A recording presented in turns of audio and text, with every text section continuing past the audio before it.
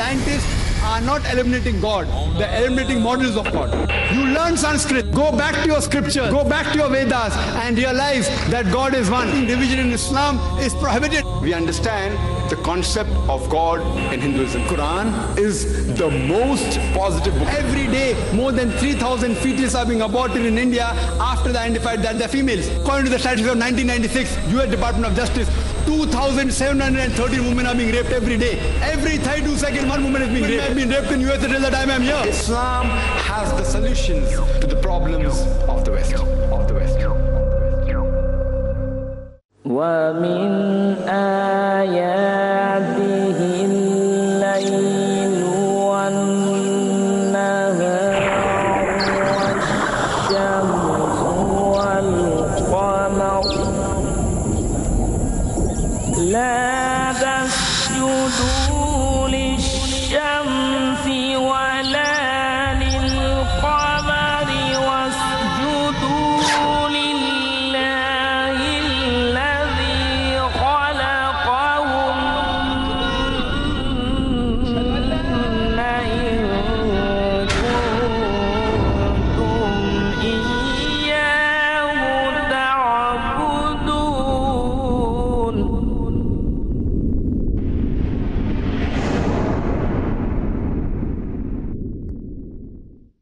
বিসমিল্লাহির রহমানির রহিম। আমাদের অনুষ্ঠানের শুরুতেই পবিত্র কোরআন থেকে তেলাওয়াত করছেন ভাই আশরাফ মোহাম্মদী। أعوذ بالله من الشيطان الرجيم.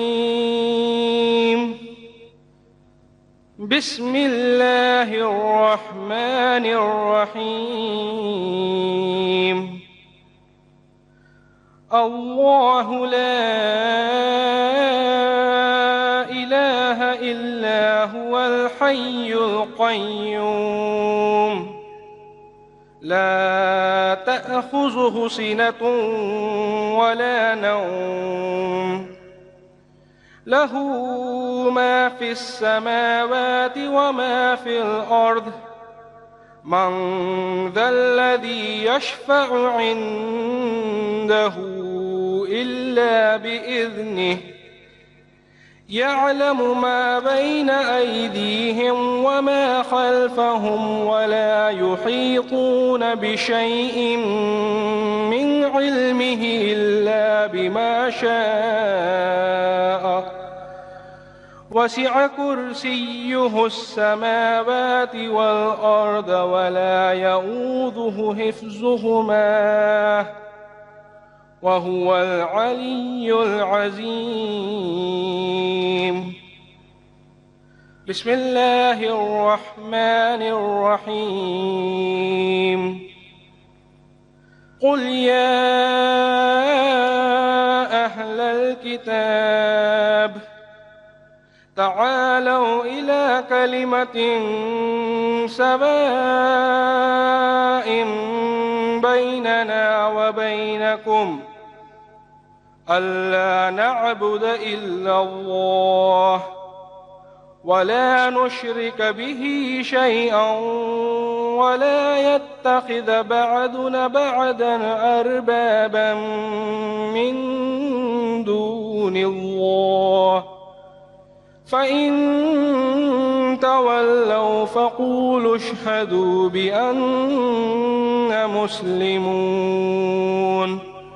صدق الله العظيم. এবারে অনুবাদ। সূরা আল বাকারা অধ্যায় 2 আয়াত 255। আমি আল্লাহর কাছে আশ্রয় চাই শয়তানের কবল হতে। দয়াময় পরম দয়ালু আল্লাহর নামে শুরু করছি। আল্লাহ, তিনি ব্যতীত কোনো উপাস্য নেই। তিনি চিরঞ্জীবী এবং সর্বসত্তার ধারক। তন্দ্রা অথবা নিদ্রা তাকে স্পর্শ করে না। আকাশ এবং পৃথিবীতে যা কিছু আছে সব কিছু তারই। এমন কে আছে যে তার অনুমতি ছাড়া তার কাছে সুপারিশ করবে? তার সৃষ্টিদের সামনে এবং পেছনে যা কিছু আছে তার সবই তিনি জানেন। তিনি যা ইচ্ছে করেন সেটা ব্যতীত তার জ্ঞানের কিছুই তারা আয়ত্ত করতে পারে না। তার কুরসি, আকাশমণ্ডলী এবং পৃথিবী পরিব্যাপ্ত, এবং এদের রক্ষণাবেক্ষণ তাকে ক্লান্ত করে না। তিনিই হলেন সবচাইতে মহান, সবচাইতে শ্রেষ্ঠ। দয়াময়, পরম দয়ালু আল্লাহর নামে শুরু করছি। বলো, হে কিতাবীগণ, আসো সেই কথায় যা আমাদের ও তোমাদের মধ্যে এক। আমরা আল্লাহ ব্যতীত কারো ইবাদত করব না, আমরা কোনো কিছুকেই তার সাথে শরীক করব না, আমাদের মধ্যে কেউ কাউকে আল্লাহ ব্যতীত রব হিসেবে গ্রহণ করব না। যদি তারা মুখ ফিরিয়ে নেয় তাহলে বলো, তোমরা সাক্ষী থাকো, অবশ্যই আমরা মুসলিম, আল্লাহর কাছে আত্মসমর্পণ করি। নিশ্চয়ই আল্লাহ সত্য বলেছেন।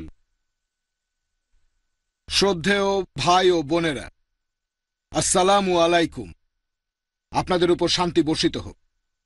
ইসলামিক রিসার্চ ফাউন্ডেশনের পক্ষ থেকে আমি ডক্টর মোহাম্মদ নায়েক আপনাদের সবাইকে স্বাগত জানাচ্ছি আজকের এই অনুষ্ঠানে। আর আমার মতো আপনারাও হয়তো 2 দিন আগের টাইমস অব ইন্ডিয়া পত্রিকাটা দেখেছেন।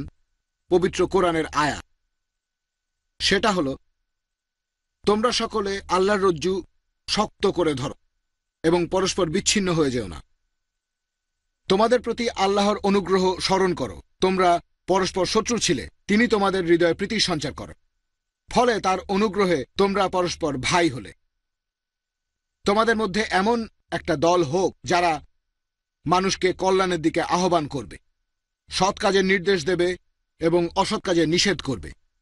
পবিত্র কোরআন, সূরা আলে ইমরান, অধ্যায় 3, আয়াত 103 ও 104।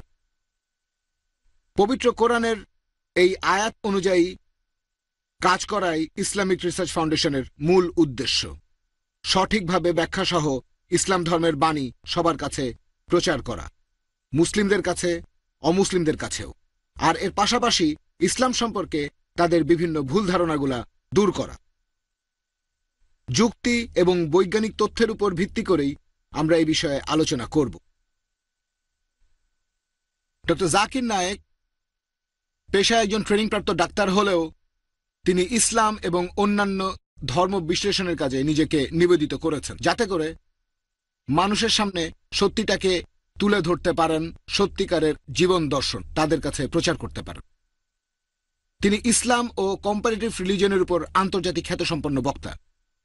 আর গত প্রায় 1 বছরে ইন্ডিয়াতে দেয়া বিভিন্ন লেকচারের পাশাপাশি ডক্টর জাকির নায়েক বিভিন্ন দেশে 160টিরও বেশি লেকচার দিয়েছেন, যেমন আমেরিকা, কানাডা, তারপর ইংল্যান্ড, দক্ষিণ আফ্রিকা, সিঙ্গাপুর, মালয়েশিয়া, সৌদি আরব, শ্রীলঙ্কা আর বাহরাইন।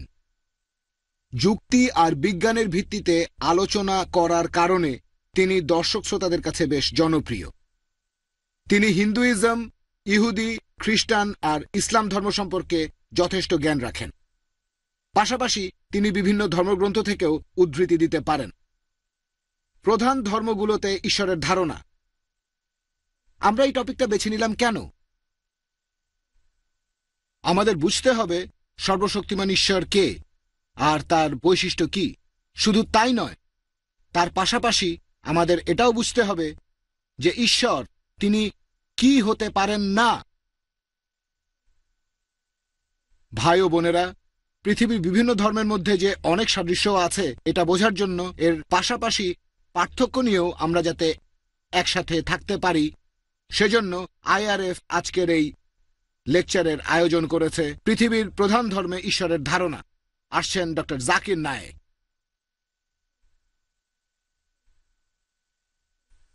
আউযু বিল্লাহি মিনাশ শাইতানির রাজীম। বিসমিল্লাহির রহমানির রহিম। রব্বি ইশরাহ লি সাদরি ওয়া ইয়াসসির লি আমরি ওয়াহলুল উকদাতাম মিন লিসানি ইয়াফকাহু কাওলি। শ্রদ্ধেয় গুরুজনেরা এবং আমার প্রিয় ভাই বোনেরা, আপনাদের সবাইকে স্বাগত জানাই ইসলামিক সম্ভাষণে। আসসালামু আলাইকুম ওয়া রাহমাতুল্লাহি ওয়া বারাকাতুহু। আল্লাহর দয়া, শান্তি এবং রহমত আপনাদের সবার উপরে বর্ষিত হোক। অমুসলিমরা ভাবতে পারেন যে আমি আমার লেকচারের শুরুতে যে কথাগুলো বলেছি সেগুলো কি। আমি কোনো মন্ত্র পড়ে আপনাদের সম্মোহিত করিনি বা জাদু করিনি। আমি আসলে বলেছি পবিত্র কোরআনের কয়েকটা আয়াত, সূরা তাহা অধ্যায় নম্বর 20 আয়াত 25 থেকে 28। যখন আল্লাহ সুবহানাহু ওয়া তাআলা মহান সৃষ্টিকর্তা মুসা আলাইহিস সালামকে বললেন যে ফেরাউনের কাছে বাণী পৌঁছে দাও, মুসা আলাইহিস সালাম তখন দোয়া করলেন মহান সৃষ্টিকর্তা আল্লাহ তাআলার কাছে, আর এই আয়াতগুলো বললেন, রব্বিশ রাহলি সাদরি, হে আমার প্রভু, আমার বক্ষ প্রশস্ত করে দাও, আমার কেন্দ্র প্রশস্ত করে দাও, ওয়ায়াসসির লি আমরি, এবং আমার কাজকে সহজ করে দাও, ওয়াহলুল উকদাতাম মিন লিসানি, আমার জিহ্বার জড়তা দূর করে দাও। এর কারণ নবী মুসা আলাইহিস সালাম ছিলেন তোতলা, কথা জড়িয়ে যেত। তিনি আল্লাহর কাছে প্রার্থনা করলেন তোতলামি দূর করে দিতে, জিহ্বার জড়তা দূর করে দিতে, আর এছাড়াও সব বাধা দূর করে দিতে। যদি কোনো বাধা থাকে তার এবং যার কাছে বাণী পৌঁছে দিচ্ছেন সেই লোকের মাঝে।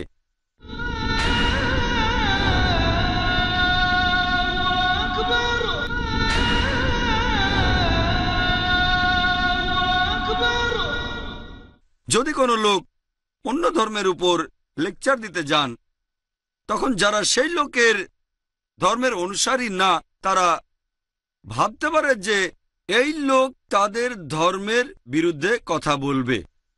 যেমন ধরেন একজন হিন্দু লোক, তিনি অন্য কোনো ধর্মের উপর লেকচার দেবেন। যারা হিন্দু না তারা ভাবতে পারে যে এই লোকটা কথা বলবে আমার ধর্মের বিরুদ্ধে। একজন খ্রিস্টান যদি অন্য ধর্ম নিয়ে কথা বলেন, যারা খ্রিস্টান না তারা ভাবতে পারে যে এই লোক আমার ধর্মের বিরুদ্ধে কথা বলবে।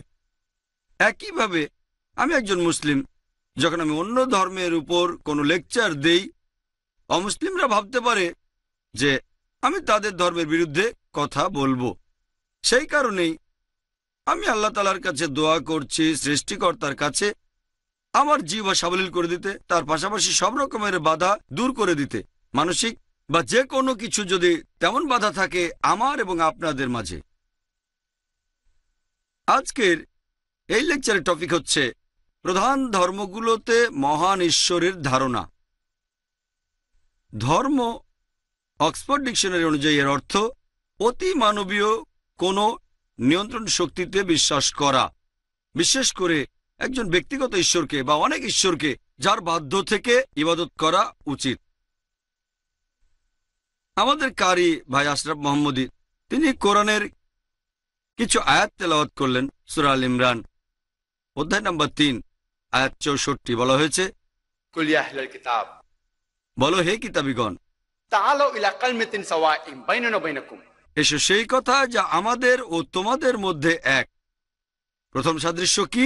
আল্লা না'বুদা ইল্লাল্লাহ, আমরা আল্লাহ ছাড়া কারো ইবাদত করব না, ওয়ালা নুশরিকা বিহি শাইয়্যান, আমরা কোনো কিছুকেই তার শরীক করব না, ওয়ালা ইয়াত্তাখিযা বা'দুনা বা'দান আরবাবান মিন দুনিল্লাহ, কোনো কিছুকে আমাদের মধ্য থেকে রব বলে গ্রহণ করব না আল্লাহ ব্যতীত।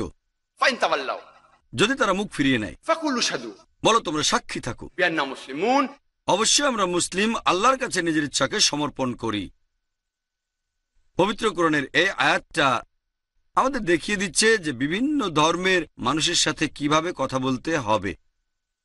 বলা হয়েছে, তাআলু ইলা কালিমাতিন সাওয়াইন বাইনানা ওয়া বাইনাকুম, এসো সেই কথায় যা তোমাদের ও আমাদের মধ্যে এক।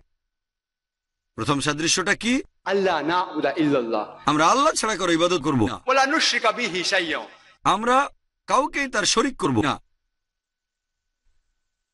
প্রধান যে ধর্মগুলো, সেগুলোর মধ্যে একটা কমন জিনিস আছে, আর সেটা হচ্ছে তারা যে ঈশ্বরের উপাসনা করে, তিনি যেমন তাদের ঈশ্বর তেমনি তিনি অন্যদেরও ঈশ্বর। যেমন ধরেন হিন্দুরা যে ঈশ্বরের উপাসনা করে, তারা বিশ্বাস করে তিনি যেমন হিন্দুদের ঈশ্বর তেমনি যারা হিন্দু না তাদের ঈশ্বর। খ্রিস্টানরা যে ঈশ্বরের উপাসনা করে, তারা বিশ্বাস করে তিনি যেমন খ্রিস্টানদের ঈশ্বর তেমনি যারা খ্রিস্টান না তাদের ঈশ্বর। একইভাবে আমরা আল্লাহকে বিশ্বাস করি, আল্লাহর ইবাদত করি। আমরা বিশ্বাস করি তিনি যেমন মুসলিমদের আল্লাহ সুবহানাহু ওয়া তাআলা তেমনি অমুসলিমদেরও আল্লাহ।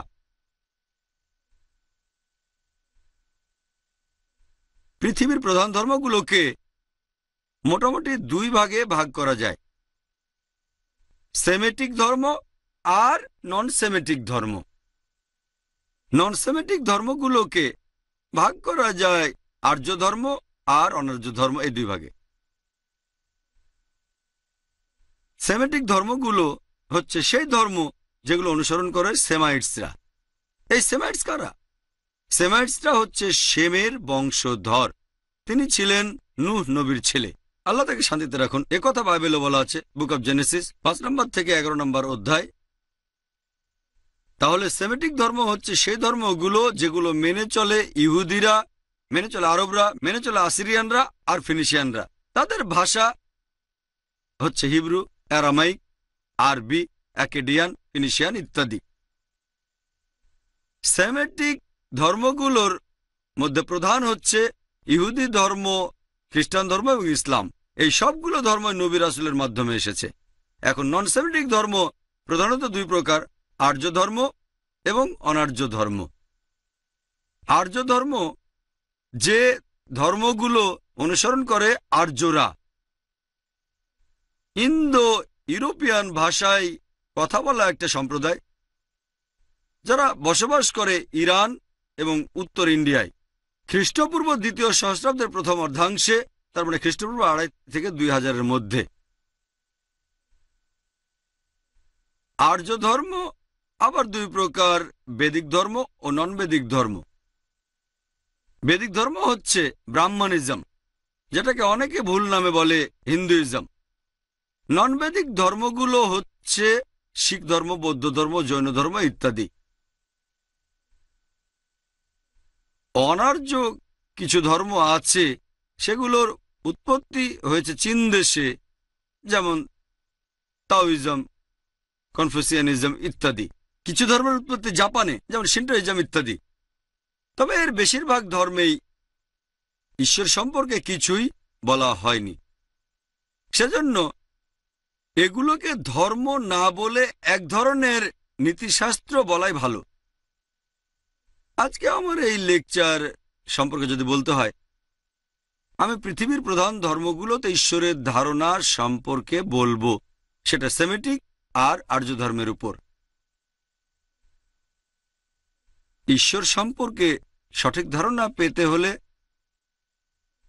সবচেয়ে ভালো আর সঠিক উপায়টা হচ্ছে যে সেই ধর্মের গ্রন্থগুলোকে বিশ্লেষণ করা আর ঈশ্বর সম্পর্কে কি বলা হয়েছে সেটা বোঝার চেষ্টা করা। অনুসারীদের কাজ দেখে কোনো ধর্মের ঈশ্বরের ধারণা পাওয়ার চেষ্টা করাটা সবসময় সঠিক হয় না, কারণ বেশিরভাগ অনুসারী জানে না তাদের ধর্মগ্রন্থে মহান ঈশ্বর সম্পর্কে কি বলা হয়েছে। আসুন আজকে আমরা প্রধান ধর্মগুলোর ঈশ্বরকে বোঝার চেষ্টা করি, তাদের বিভিন্ন ধর্মগ্রন্থ বিশ্লেষণ করে। প্রথমে আলোচনা করব আর্য ধর্ম নিয়ে। হিন্দুইজম হচ্ছে আর্য ধর্মগুলোর মধ্যে সবচেয়ে বেশি জনপ্রিয় ধর্ম। যদি কোনো সাধারণ হিন্দুকে জিজ্ঞেস করেন সে কতজন ঈশ্বর বা দেবতা বিশ্বাস করে, কেউ বলবে 3 জন, কেউ বলবে 33 জন, কেউ বলবে 1000 জন, আবার কেউ হয়তো বলবে যে 33 কোটি দেবদেবীতে বিশ্বাস করি। তবে যদি কোনো জ্ঞানী হিন্দুকে জিজ্ঞেস করেন যে তার ধর্মগ্রন্থ সম্পর্কে জানে, সে আপনাকে বলবে যে হিন্দুদের আসলে উচিত মাত্র একজন ঈশ্বর বিশ্বাস করা। একজন সাধারণ হিন্দু আর একজন মুসলিমের মধ্যে পার্থক্যটা হচ্ছে একজন সাধারণ হিন্দু একটা মতবাদে বিশ্বাস করে যেটাকে বলা হয় প্যান্থাইজম। তার মানে সবকিছু ঈশ্বর, গাছ ঈশ্বর, সূর্য ঈশ্বর, চাঁদ ঈশ্বর, সাপ ঈশ্বর, বাঁদর ঈশ্বর, এমনকি মানুষও ঈশ্বর। আমরা মুসলিমরা বিশ্বাস করি যে সবকিছু হচ্ছে ঈশ্বরের। ঈশ্বর শব্দের সাথে এর যুক্ত হয়েছে। সবকিছুর মালিক ঈশ্বর, গাছের মালিক ঈশ্বর, সূর্যের মালিক ঈশ্বর, চাঁদের মালিক ঈশ্বর, সাপের মালিক ঈশ্বর, বাঁদরের মালিক ঈশ্বর, মানুষের মালিকও ঈশ্বর। তাহলে একজন সাধারণ হিন্দু আর একজন মুসলিমের মধ্যে প্রধান পার্থক্যটা হচ্ছে এই শব্দটা। হিন্দুরা বলে সবকিছু হচ্ছে ঈশ্বর, আমরা মুসলিমরা বলি সবকিছু ঈশ্বরের। ঈশ্বর শব্দের পরে এর যোগ হয়েছে। যদি আমরা এই এর শব্দটার সমাধান করতে পারি, হিন্দু আর মুসলিমরা একতাবদ্ধ হয়ে যাব। এটা কিভাবে করব? কোরআন যেভাবে বলেছে, تعالوا إلى كلمة سواء بيننا وبينكم। এসো সেই কথায় যা আমাদের ও তোমাদের মধ্যে এক। প্রথম সাদৃশ্য কি? ألا نعبد إلا الله আমরা আল্লাহ ছাড়া কারো ইবাদত করব না, ولا نشرك به শৈয়া। আমরা কোনো কিছুকে তার শরীক করব না। তাহলে আসুন এবার আমরা হিন্দু ধর্মগ্রন্থ বিশ্লেষণ করে সেই ধর্মের ঈশ্বরকে বোঝার চেষ্টা করি। হিন্দু ধর্মগ্রন্থগুলোর মধ্যে সবচেয়ে জনপ্রিয় হচ্ছে ভগবদ গীতা। এটা একটা ভগবদ গীতা, আমাদের আইআরএফে আছে। আর আলহামদুলিল্লাহ আমাদের কাছে শুধু ভগবদ গীতার 30টা অনুবাদ রয়েছে। ভগবদ গীতা বলছে, অধ্যায় নম্বর 7, অনুচ্ছেদ নম্বর 20, যাদের বোধ শক্তিকে হরণ করেছে জাগতিক আশা এবং আকাঙ্ক্ষা, তারা নকল ঈশ্বরের উপাসনা করে। তার মানে বস্তুবাদী লোকজন নকল ঈশ্বরের উপাসনা করে, অর্থাৎ সত্যিকারের ঈশ্বরের উপাসনা করে না।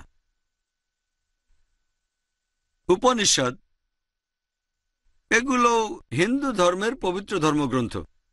এটা উল্লেখ করা হয়েছে ছান্দোগ্য উপনিষদে 6 নম্বর অধ্যায় 2 নম্বর অনুচ্ছেদ 1 নম্বর পরিচ্ছেদ। একম এব দ্বিতীয়ম। ঈশ্বর কেবলমাত্র একজনই, দ্বিতীয় কেউ নেই। তার মানে ঈশ্বর মাত্র একজনই, তার কোনো অংশীদার নেই, তিনি একা। পবিত্র কোরআনে একই কথা বলছে। এটা আছে সূরা ইখলাস অধ্যায় নম্বর 112 আয়াত নম্বর 1। কুল হুয়াল্লাহু আহাদ। বলো তিনি আল্লাহ এক এবং অদ্বিতীয়। এরপর উল্লেখ করা হচ্ছে শ্বেতাশ্বেতার উপনিষদে 6 নম্বর অধ্যায়ের 9 নম্বর অনুচ্ছেদ, না কাসিয়া কাসজি জনিতা না কাদিপা, যার অর্থ মহান ঈশ্বরের পিতা মাতা নেই, কোনো প্রভুও নেই, তার কোনো বাবা মা নেই, তার কোনো প্রভু নেই। তার মানে তিনি একাই যথেষ্ট, তিনি অন্য কারো উপর নির্ভরশীল নন। পবিত্র কোরআন বলছে সূরা ইখলাস অধ্যায় নম্বর 112 আয়াত নম্বর 3, লাম ইয়ালিদ ওয়া লাম ইউলাদ। তিনি কাউকে জন্ম দেননি, কখনো জন্ম নেননি। আমি যে উপনিষদ থেকে উদাহরণ দিলাম সেটা অনুবাদ করেছেন এস রাধাকৃষ্ণন। এছাড়াও আমাদের ফাউন্ডেশনে আরও কয়েকটা অনুবাদ আছে। এরপরে যদি পড়েন শ্বেতাশ্বেতারা উপনিষদ অধ্যায় নম্বর 4 19 নম্বর অনুচ্ছেদ বলা হয়েছে, না তাস্য প্রতিমা আস্তি, ঈশ্বরের সমতুল্য আর কেউ নেই। পবিত্র কোরআনে একই কথা আছে সূরা ইখলাস অধ্যায় নম্বর 112 আয়াত নম্বর 4, ওয়া লাম ইয়াকুল লাহু কুফুয়ান আহাদ। তাঁর সমতুল্য আর কিছুই নেই। শ্বেতাশ্বেতারা উপনিষদের পরের অনুচ্ছেদেই বলা হয়েছে 4 নম্বর অধ্যায়ের 20 নম্বর অনুচ্ছেদ যে তার আকার কখনো দেখা যায় না, কোনো মানুষ নিজের চোখে তাকে দেখতে পাবে না। পবিত্র কোরআনে ঠিক একই ধরনের কথা বলা হয়েছে সূরা আনাম অধ্যায় নম্বর 6 আয়াত নম্বর 103। দৃষ্টি তাকে ধারণ করতে পারে না, কিন্তু তিনি সকল দৃষ্টিকে ধারণ করেন। তিনি আমাদের বোঝার ঊর্ধ্বে, তারপরও তিনি সকল বিষয়ে সম্যক পরিজ্ঞা। হিন্দুদের যতগুলো ধর্মগ্রন্থ আছে তার মধ্যে সবচেয়ে পবিত্র হচ্ছে বেদ। আর এরকম বেদ আছে মোট 4টা, ঋগ্বেদ, যজুর্বেদ, সামবেদ এবং অথর্ববেদ। ঋগ্বেদে রয়েছে প্রশংসামূলক গান, যজুর্বেদে রয়েছে বলিদানের বিভিন্ন নিয়ম, সামবেদে রয়েছে সুর, আর অথর্ববেদে আছে বিভিন্ন জাদুর মন্ত্র। যজুর্বেদে উল্লেখ করা হয়েছে 32 নম্বর অধ্যায় 3 নম্বর অনুচ্ছেদ, না তাস্য প্রতিমা আস্তি, মহান ঈশ্বরের কোনো প্রতিকৃতি নেই। এই অনুচ্ছেদে আরো বলা হয়েছে তিনি কখনো জন্মাননি আর তার উপাসনা করা উচিত। যজুর্বেদে উল্লেখ করা হয়েছে 40 নম্বর অধ্যায়ের 8 নম্বর অনুচ্ছেদ যে ঈশ্বর হলেন নিরাকার এবং পবিত্র। যজুর্বেদে উল্লেখ করা হয়েছে 40 নম্বর অধ্যায় 9 নম্বর অনুচ্ছেদ, अंधात्म प्रविशन्ति या संभूति उपास्ते, যার অর্থ তারা অন্ধকারে প্রবেশ করছে যারা উপাসনা করে আসাম্বতীকে। আসাম্বতী হচ্ছে প্রাকৃতিক জিনিস, যেমন বাতাস, পানি, আগুন। অনুচ্ছেদটা আরো বলছে তারা আরো বেশি অন্ধকারে প্রবেশ করছে যারা উপাসনা করে সাম্বতীকে। সাম্যতি হচ্ছে মানুষের বানানো জিনিস। আমি যে যজুর্বেদ থেকে উদ্ধৃতি দিয়েছি সেটা লিখেছেন দেবী চাঁদ। এছাড়াও আরো একজন র্যালফ টি গ্রিফিথ। আরেকটা বেদ হচ্ছে অথর্ববেদ। অথর্ববেদে উল্লেখ করা হয়েছে 20 নম্বর গ্রন্থ 58 নম্বর অধ্যায়ের 3 নম্বর অনুচ্ছেদে যে देव महाओसी নিশ্চয়ই ঈশ্বর মহান। আল্লাহু আকবরও একই কথা, আল্লাহ সর্বশক্তিমান। আর এই বেদগুলোর মধ্যে সবচেয়ে পবিত্র আর প্রাচীন হচ্ছে ঋগ্বেদ। ঋগ্বেদে উল্লেখ করা হয়েছে 1 নম্বর গ্রন্থ 164 নম্বর অনুচ্ছেদ 46 নম্বর পরিচ্ছেদ, জ্ঞানীরা এক ঈশ্বরকে অনেক নামে ডেকে থাকেন। তার মানে একজন ঈশ্বর, কিন্তু তার অনেকগুলো নাম আছে। আর শুধুমাত্র ঋগ্বেদেই সর্বশক্তিমান ঈশ্বরের সব মিলিয়ে 33টা বৈশিষ্ট্যের কথা বলা হয়েছে। এই বেশিরভাগই উল্লেখ আছে ঋগ্বেদে 2 নম্বর গ্রন্থ 1 নম্বর পরিচ্ছেদ। এরকম একটা সুন্দর বৈশিষ্ট্যের উল্লেখ আছে ঋগ্বেদে। মহান ঈশ্বরের নাম সেটা ব্রহ্মা। এটার উল্লেখ আছে ঋগ্বেদ 2 নম্বর গ্রন্থ 1 নম্বর অনুচ্ছেদ 3 নম্বর পরিচ্ছেদ। ব্রহ্মা মানে সৃষ্টিকর্তা। যদি এই শব্দটার আরবি করেন সেটা হবে খালিক। আমাদের মুসলিমদের কোনো আপত্তি থাকবে না যদি কেউ সর্বশক্তিমান ঈশ্বরকে, আল্লাহ সুবহানাহু ওয়া তাআলাকে বলে খালিক বা সৃষ্টিকর্তা বা ব্রহ্মা।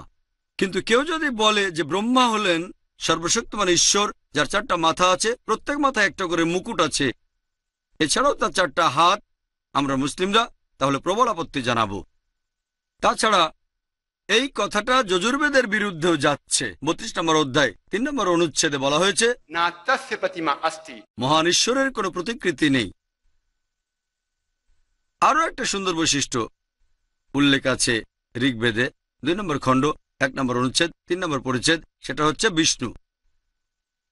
বিষ্ণু মানে পালনকর্তা। যদি এই শব্দটার আরবি করেন তাহলে সেটা হবে রব। আমাদের মুসলিমদের কোনো আপত্তি থাকবে না যদি কেউ সর্বশক্তিমান ঈশ্বরকে বলে রব অথবা পালনকর্তা বা বিষ্ণু। কিন্তু কেউ যদি বলে যে বিষ্ণু হলেন সর্বশক্তিমান ঈশ্বর, যার 4টা হাত আছে, তার একটা হাতে আছে চক্র মানে চাকতি আছে, আর বাম হাতে আছে একটা শঙ্খ, একটা পাখির পিঠে চড়ে ঘুরে বেড়াচ্ছেন অথবা সাপের পেছনে শুয়ে আছেন, আমরা মুসলিমরা তাতে ঘোর আপত্তি জানাবো। আপনি যজুর্বেদের বিরুদ্ধে যাচ্ছেন। 40 নম্বর অধ্যায় 8 নম্বর অনুচ্ছেদে বলা হয়েছে মহান ঈশ্বর নিরাকার। এছাড়া উপনিষদও বলছে 4 নম্বর অধ্যায় 19 নম্বর অনুচ্ছেদ শ্বেতার উপনিষদ, সেখানে বলা হয়েছে न तस्य प्रतिमा अस्ति। তার সমতুল্য আর কেউ নেই। ঋগ্বেদে উল্লেখ করা হয়েছে 8 নম্বর গ্রন্থ 1 নম্বর অনুচ্ছেদ 1 নম্বর পরিচ্ছেদ, माचिदनिवदि षण्सतः। তার অর্থ শুধুমাত্র তাকে ছাড়া অন্য কারো উপাসনা করো না, শুধুমাত্র তারই প্রশংসা করো। ঋগ্বেদে উল্লেখ আছে 5 নম্বর গ্রন্থ 81 নম্বর অনুচ্ছেদ 1 নম্বর পরিচ্ছেদ, বলা হয়েছে নিশ্চয়ই সর্বশক্তিমান সৃষ্টিকর্তার মহিমা সবার চেয়ে উপরে। একই কথা আছে সূরা ফাতিহা 1 নম্বর অধ্যায় 2 নম্বর আয়াত। আলহামদুলিল্লাহি রাব্বিল আলামিন। সকল প্রশংসা জগৎসমূহের প্রতিপালক আল্লাহ সুবহানাহু ওয়া তাআলার। এছাড়া উল্লেখ আছে ঋগ্বেদে 3 নম্বর গ্রন্থ 34 নম্বর অনুচ্ছেদ 1 নম্বর পরিচ্ছেদ, বলা হয়েছে তিনি উদার হয়ে দান করেন। এছাড়া উল্লেখ আছে যজুর্বেদ 40 নম্বর অধ্যায় 16 নম্বর অনুচ্ছেদ, বলা হয়েছে যে আমাদের ভালো পথ প্রদর্শন করো এবং আমাদের সেই পাপ থেকে রক্ষা করো যে পাপের জন্য আমরা বিপথে গিয়ে ধ্বংস হতে পারি। পবিত্র কোরআনে একই কথা বলা হয়েছে সূরা ফাতিহা 1 নম্বর অধ্যায় 6 ও 7 নম্বর আয়াতে বলা হয়েছে ইহদিনাস সিরাতাল মুস্তাকিম সিরাতাল লাযিনা আনআমতা আলাইহিম গায়রিল মাগদুবি আলাইহিম ওয়ালাদ-দাল্লিন। আমাদের সরল পথ প্রদর্শন করো, তাদের পথ যাদেরকে তুমি অনুগ্রহ দান করেছো, তাদের পথ যারা পথভ্রষ্ট হয়ে যায়নি। ঋগ্বেদে উল্লেখ আছে 6 নম্বর গ্রন্থ 45 নম্বর অনুচ্ছেদ 16 নম্বর পরিচ্ছেদ, या एक मुश्ती ही শুধু তার প্রশংসা করো যিনি অতুলনীয় এবং কেবলমাত্র একজন। আমি যে ঋগ্বেদ থেকে উদ্ধৃতি দিলাম সেটা লিখেছেন সত্যপ্রকাশ নারায়ণ এবং সত্যকাম বিদ্যালঙ্কার। এছাড়া আরও দুটো লিখেছেন রাল্ফ টি গ্রিফিথ প্রথম ও দ্বিতীয় খণ্ড। আমাদের কাছে বিভিন্ন ধর্মগ্রন্থের বিভিন্নভাবে বেশ কিছু অনুবাদ রয়েছে। আমি যে উদ্ধৃতিগুলো বলেছি আপনারা যদি যাচাই করতে চান যে আমি উল্টোপাল্টা বলেছি কিনা, তাহলে আমাদের ফাউন্ডেশনে আসতে পারেন, ফটোস্ট্যাট কপি নিয়ে যেতে পারেন। যে অনুবাদগুলো পড়ে শোনালাম এগুলো মুসলিমরা করেনি, অনুবাদ করেছেন তারা যারা এই ধর্ম পালন করেন, এছাড়াও কিছু ইউরোপিয়ানরা। ব্রহ্মসূত্র হিন্দুইজমের অর্থাৎ বেদান্তবাদের প্রধান ধর্মবিশ্বাস, সেটা एकम ब्रह्म दुस्त्या नास्ते निया नास्ते किंचन। भगवान एक ही है, दूसरा नहीं है, नहीं है, नहीं है, जरा भी नहीं है। ঈশ্বর কেবল একজনই, দ্বিতীয় আর কেউ নেই, আর কেউ নেই, আর কেউ নেই, আর কোথাও কেউ নেই। যদি আপনারা হিন্দু ধর্মগ্রন্থ পড়েন তাহলে হিন্দু ধর্মে ঈশ্বরের ধারণাটা বুঝতে পারবেন সঠিকভাবে। আসুন এবারে আমরা শিখ ধর্মে ঈশ্বরের ধারণাটা দেখি। শিখ ধর্ম এটা একটা নন সেমেটিক, আর্য এবং নন বেদিক ধর্ম। যদিও এই ধর্মের অনুসারীর সংখ্যা প্রধান ধর্মের অনুসারীদের তুলনায় অনেক কম, এটার উৎপত্তি আসলে হিন্দুইজম থেকে। শিখ ধর্ম, এই ধর্মের প্রতিষ্ঠাতা হলেন গুরু নানক সাহেব পঞ্চদশ শতাব্দীর শেষের দিকে। যে জায়গায় ধর্মটার উৎপত্তি সেটা পাকিস্তান আর উত্তর পশ্চিম ইন্ডিয়ার দিকে, অর্থাৎ পাঞ্জাব, তার মানে 5 নদীর দেশ। আর এই ধর্ম যার প্রতিষ্ঠাতা ছিলেন গুরু নানক সাহেব, এটা আসলে 10 জন গুরুর ধর্ম।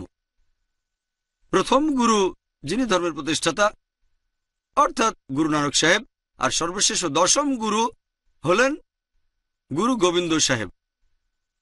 গুরু নানক জন্মেছিলেন ক্ষত্রিয় পরিবারে অর্থাৎ যোদ্ধা পরিবারে, তবে মুসলিমরা তাকে প্রভাবিত করেছিল অনেক।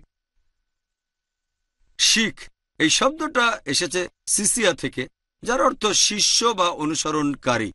আর শিখদের পবিত্র যে ধর্মগ্রন্থ সেটা শ্রী গুরু গ্রন্থ সাহেব।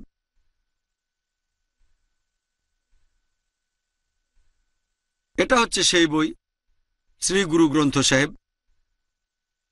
একজন শিখকে 5টা ক পালন করতে হবে। প্রথম ক সেটা হচ্ছে কেশ, মাথার চুল কাটবে না, সব গুরুই কাটতেন না। দ্বিতীয় ক হচ্ছে কাঙ্গা, চিরুনি, চুল পরিষ্কার করতে ব্যবহার করা হয়ে থাকে। তৃতীয় ক হচ্ছে কড়া, ধাতু বা লোহার চুড়ি, ব্যবহার করা হয় শক্তি আর আত্মসম্মানের জন্য। চতুর্থ ক হচ্ছে কৃপান, আত্মরক্ষার কাজে ব্যবহৃত হয় যে ছুরি। আর পঞ্চম ক হচ্ছে কাচ্চা, লম্বা আন্ডারওয়্যার হাঁটু পর্যন্ত অথবা অন্তর্বাস ব্যবহৃত হয় দ্রুত চলাফেরার জন্য। এই 5টা ক দিয়ে আপনি একজন শিখকে চিনতে পারবেন। একজন শিখ যদি তাদের ধর্মের ঈশ্বরের ধারণা সম্পর্কে সবচেয়ে সুন্দরভাবে কোনো বর্ণনা দিতে চায় শিখ ধর্মে, তখন তাকে বলতে হবে মূল মন্ত্র। শিখ ধর্মের একেবারে মূল ধর্মবিশ্বাস এটা আছে তাদের ধর্মগ্রন্থ শ্রী গুরু গ্রন্থ সাহেবের একেবারে প্রথম দিকে। তার মানে শ্রী গুরু গ্রন্থ সাহেব 1 নম্বর খণ্ড, 1 নম্বর অধ্যায়, 1 নম্বর অনুচ্ছেদ, এটাকে আরো বলা হয় জাপুজি, মূল মন্ত্র। বলা হয়েছে যে কেবলমাত্র একজন ঈশ্বরই আছেন, আর তাকে বলা হয় সত্য, সৃষ্টিকর্তা, যিনি ভয় এবং ঘৃণা থেকে মুক্ত, যিনি অমর, কখনো জন্ম নেননি, যিনি স্বয়ম্ভু, মহান এবং করুণাময়।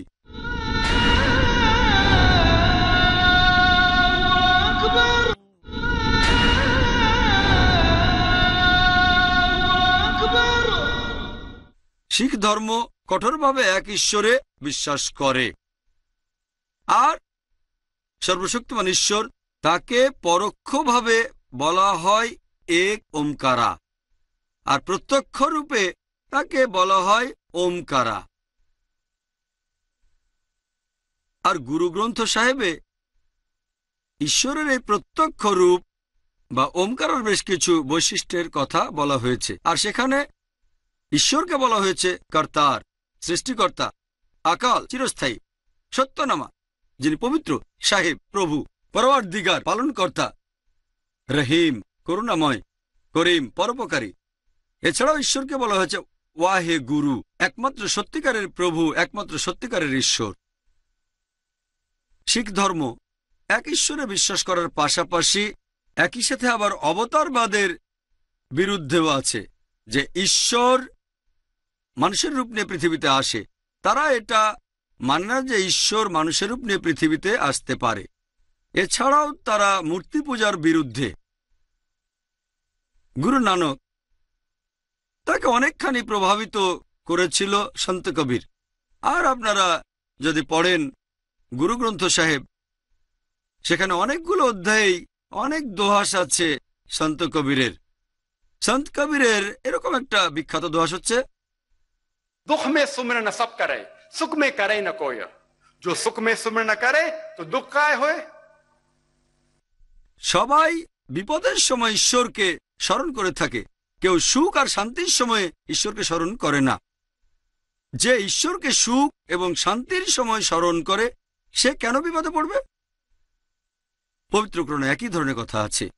সূরা জুমার অধ্যায় নম্বর 39 আয়াত নম্বর 8, যে মানুষকে যখন দুঃখ দৈন্য স্পর্শ করে তখন সে তার প্রতিপালককে ডাকে, তার কাছে অনুশোচনা করে। পরে যখন আল্লাহ তার প্রতি অনুগ্রহ করে থাকেন, সেই মানুষ ভুলে যায় সে কান্নাকাটি করে প্রার্থনা করেছিল, এবং সে দাঁড় করায় তখন আল্লাহ সুবহানাহু ওয়া তাআলার সমকক্ষ। আসুন এবার ভালো করে দেখে জোরাস্ট্রিনিজমে মহান ঈশ্বরের ধারণাটা। জোরাস্ট্রিনিজম একটা নন সেমেটিক, আর্য এবং নন বেদিক ধর্ম। এটার সাথে হিন্দুইজমের কোনো সম্পর্ক নেই। এই ধর্মটা নবীর মাধ্যমে এসেছে। জোরাস্ট্রিনিজম, একে আরো বলা হয় পার্সিজম, আর এই ধর্মের প্রতিষ্ঠাতা হবেন নবী জরথুস্ট্র। এটা পারস্য দেশের একটা প্রাচীন ধর্ম, প্রায় 2500 বছরের পুরনো। আর তাদের পবিত্র ধর্মগ্রন্থ হচ্ছে দাসাতির এবং আবেস্তা। দাসাতির, এটারও দুটো ভাগ আছে, খুরদা দাসাতির এবং কালান দাসাতির। আবার আবেস্তাকেও দুই ভাগে ভাগ করা যায়, খুরদা আবেস্তা এবং কালান আবেস্তা, মহা আবেস্তা বা জেন্দ আবেস্তা। এটা হচ্ছে এই আবেস্তার একটা কপি, একটা খণ্ড আবেস্তার। এছাড়াও আবেস্তার আরো কিছু অনুবাদ আপনারা আমাদের IRF-এ পাবেন। জোরাস্ট্রিয়ানরা, পার্সিরা মহান ঈশ্বরকে বলে আহুরা মাজদা। আহুরা মানে প্রভু, ঈশ্বর, মাজদা মানে জ্ঞানী। আহুরা মাজদা মানে জ্ঞানী প্রভু, জ্ঞানী ঈশ্বর। আর দশাতীরে ঈশ্বরের অনেকগুলো নাম আর বৈশিষ্ট্যের কথা আছে। যেমন ধরেন, তিনি কেবলমাত্র একজন, তার কোনো শুরু নেই, উৎস নেই, শেষও নেই। তার কোনো বাবা নেই, মা নেই, স্ত্রী নেই, সন্তান নেই। তার কোনো প্রতিমূর্তি নেই। তিনি আমাদের কল্পনা শক্তির উপরে, তার সমতুল্যর কিছুই নেই। কোনো দৃষ্টি তাকে ধারণ করতে পারে না। তিনি আমাদের বোধশক্তির উপরে। তিনি তোমার চেয়েও তোমার কাছে থাকেন। এছাড়াও আভেস্তায় সর্বশক্তিমান ঈশ্বরের বেশ কিছু বৈশিষ্ট্যের কথা বলা হয়েছে। পার্সিদের জন্য যে পবিত্র ধর্মগ্রন্থ, সে আভেস্তায় উল্লেখ আছে গাথা এবং ইয়াসনাই। ঈশ্বরকে বলা হয়েছে সৃষ্টিকর্তা। ইয়াসনা অধ্যায় নম্বর 31, 7 ও 11 অনুচ্ছেদ। এছাড়াও অনেক জায়গায়, যেমন ইয়াসনা 44 নম্বর অধ্যায় 7 নম্বর অনুচ্ছেদ, 50 নম্বর অধ্যায় 11 নম্বর অনুচ্ছেদ, 51 নম্বর অধ্যায় 7 নম্বর অনুচ্ছেদ, এরকম অনেক জায়গায় ঈশ্বরকে বলা হয়েছে সৃষ্টিকর্তা।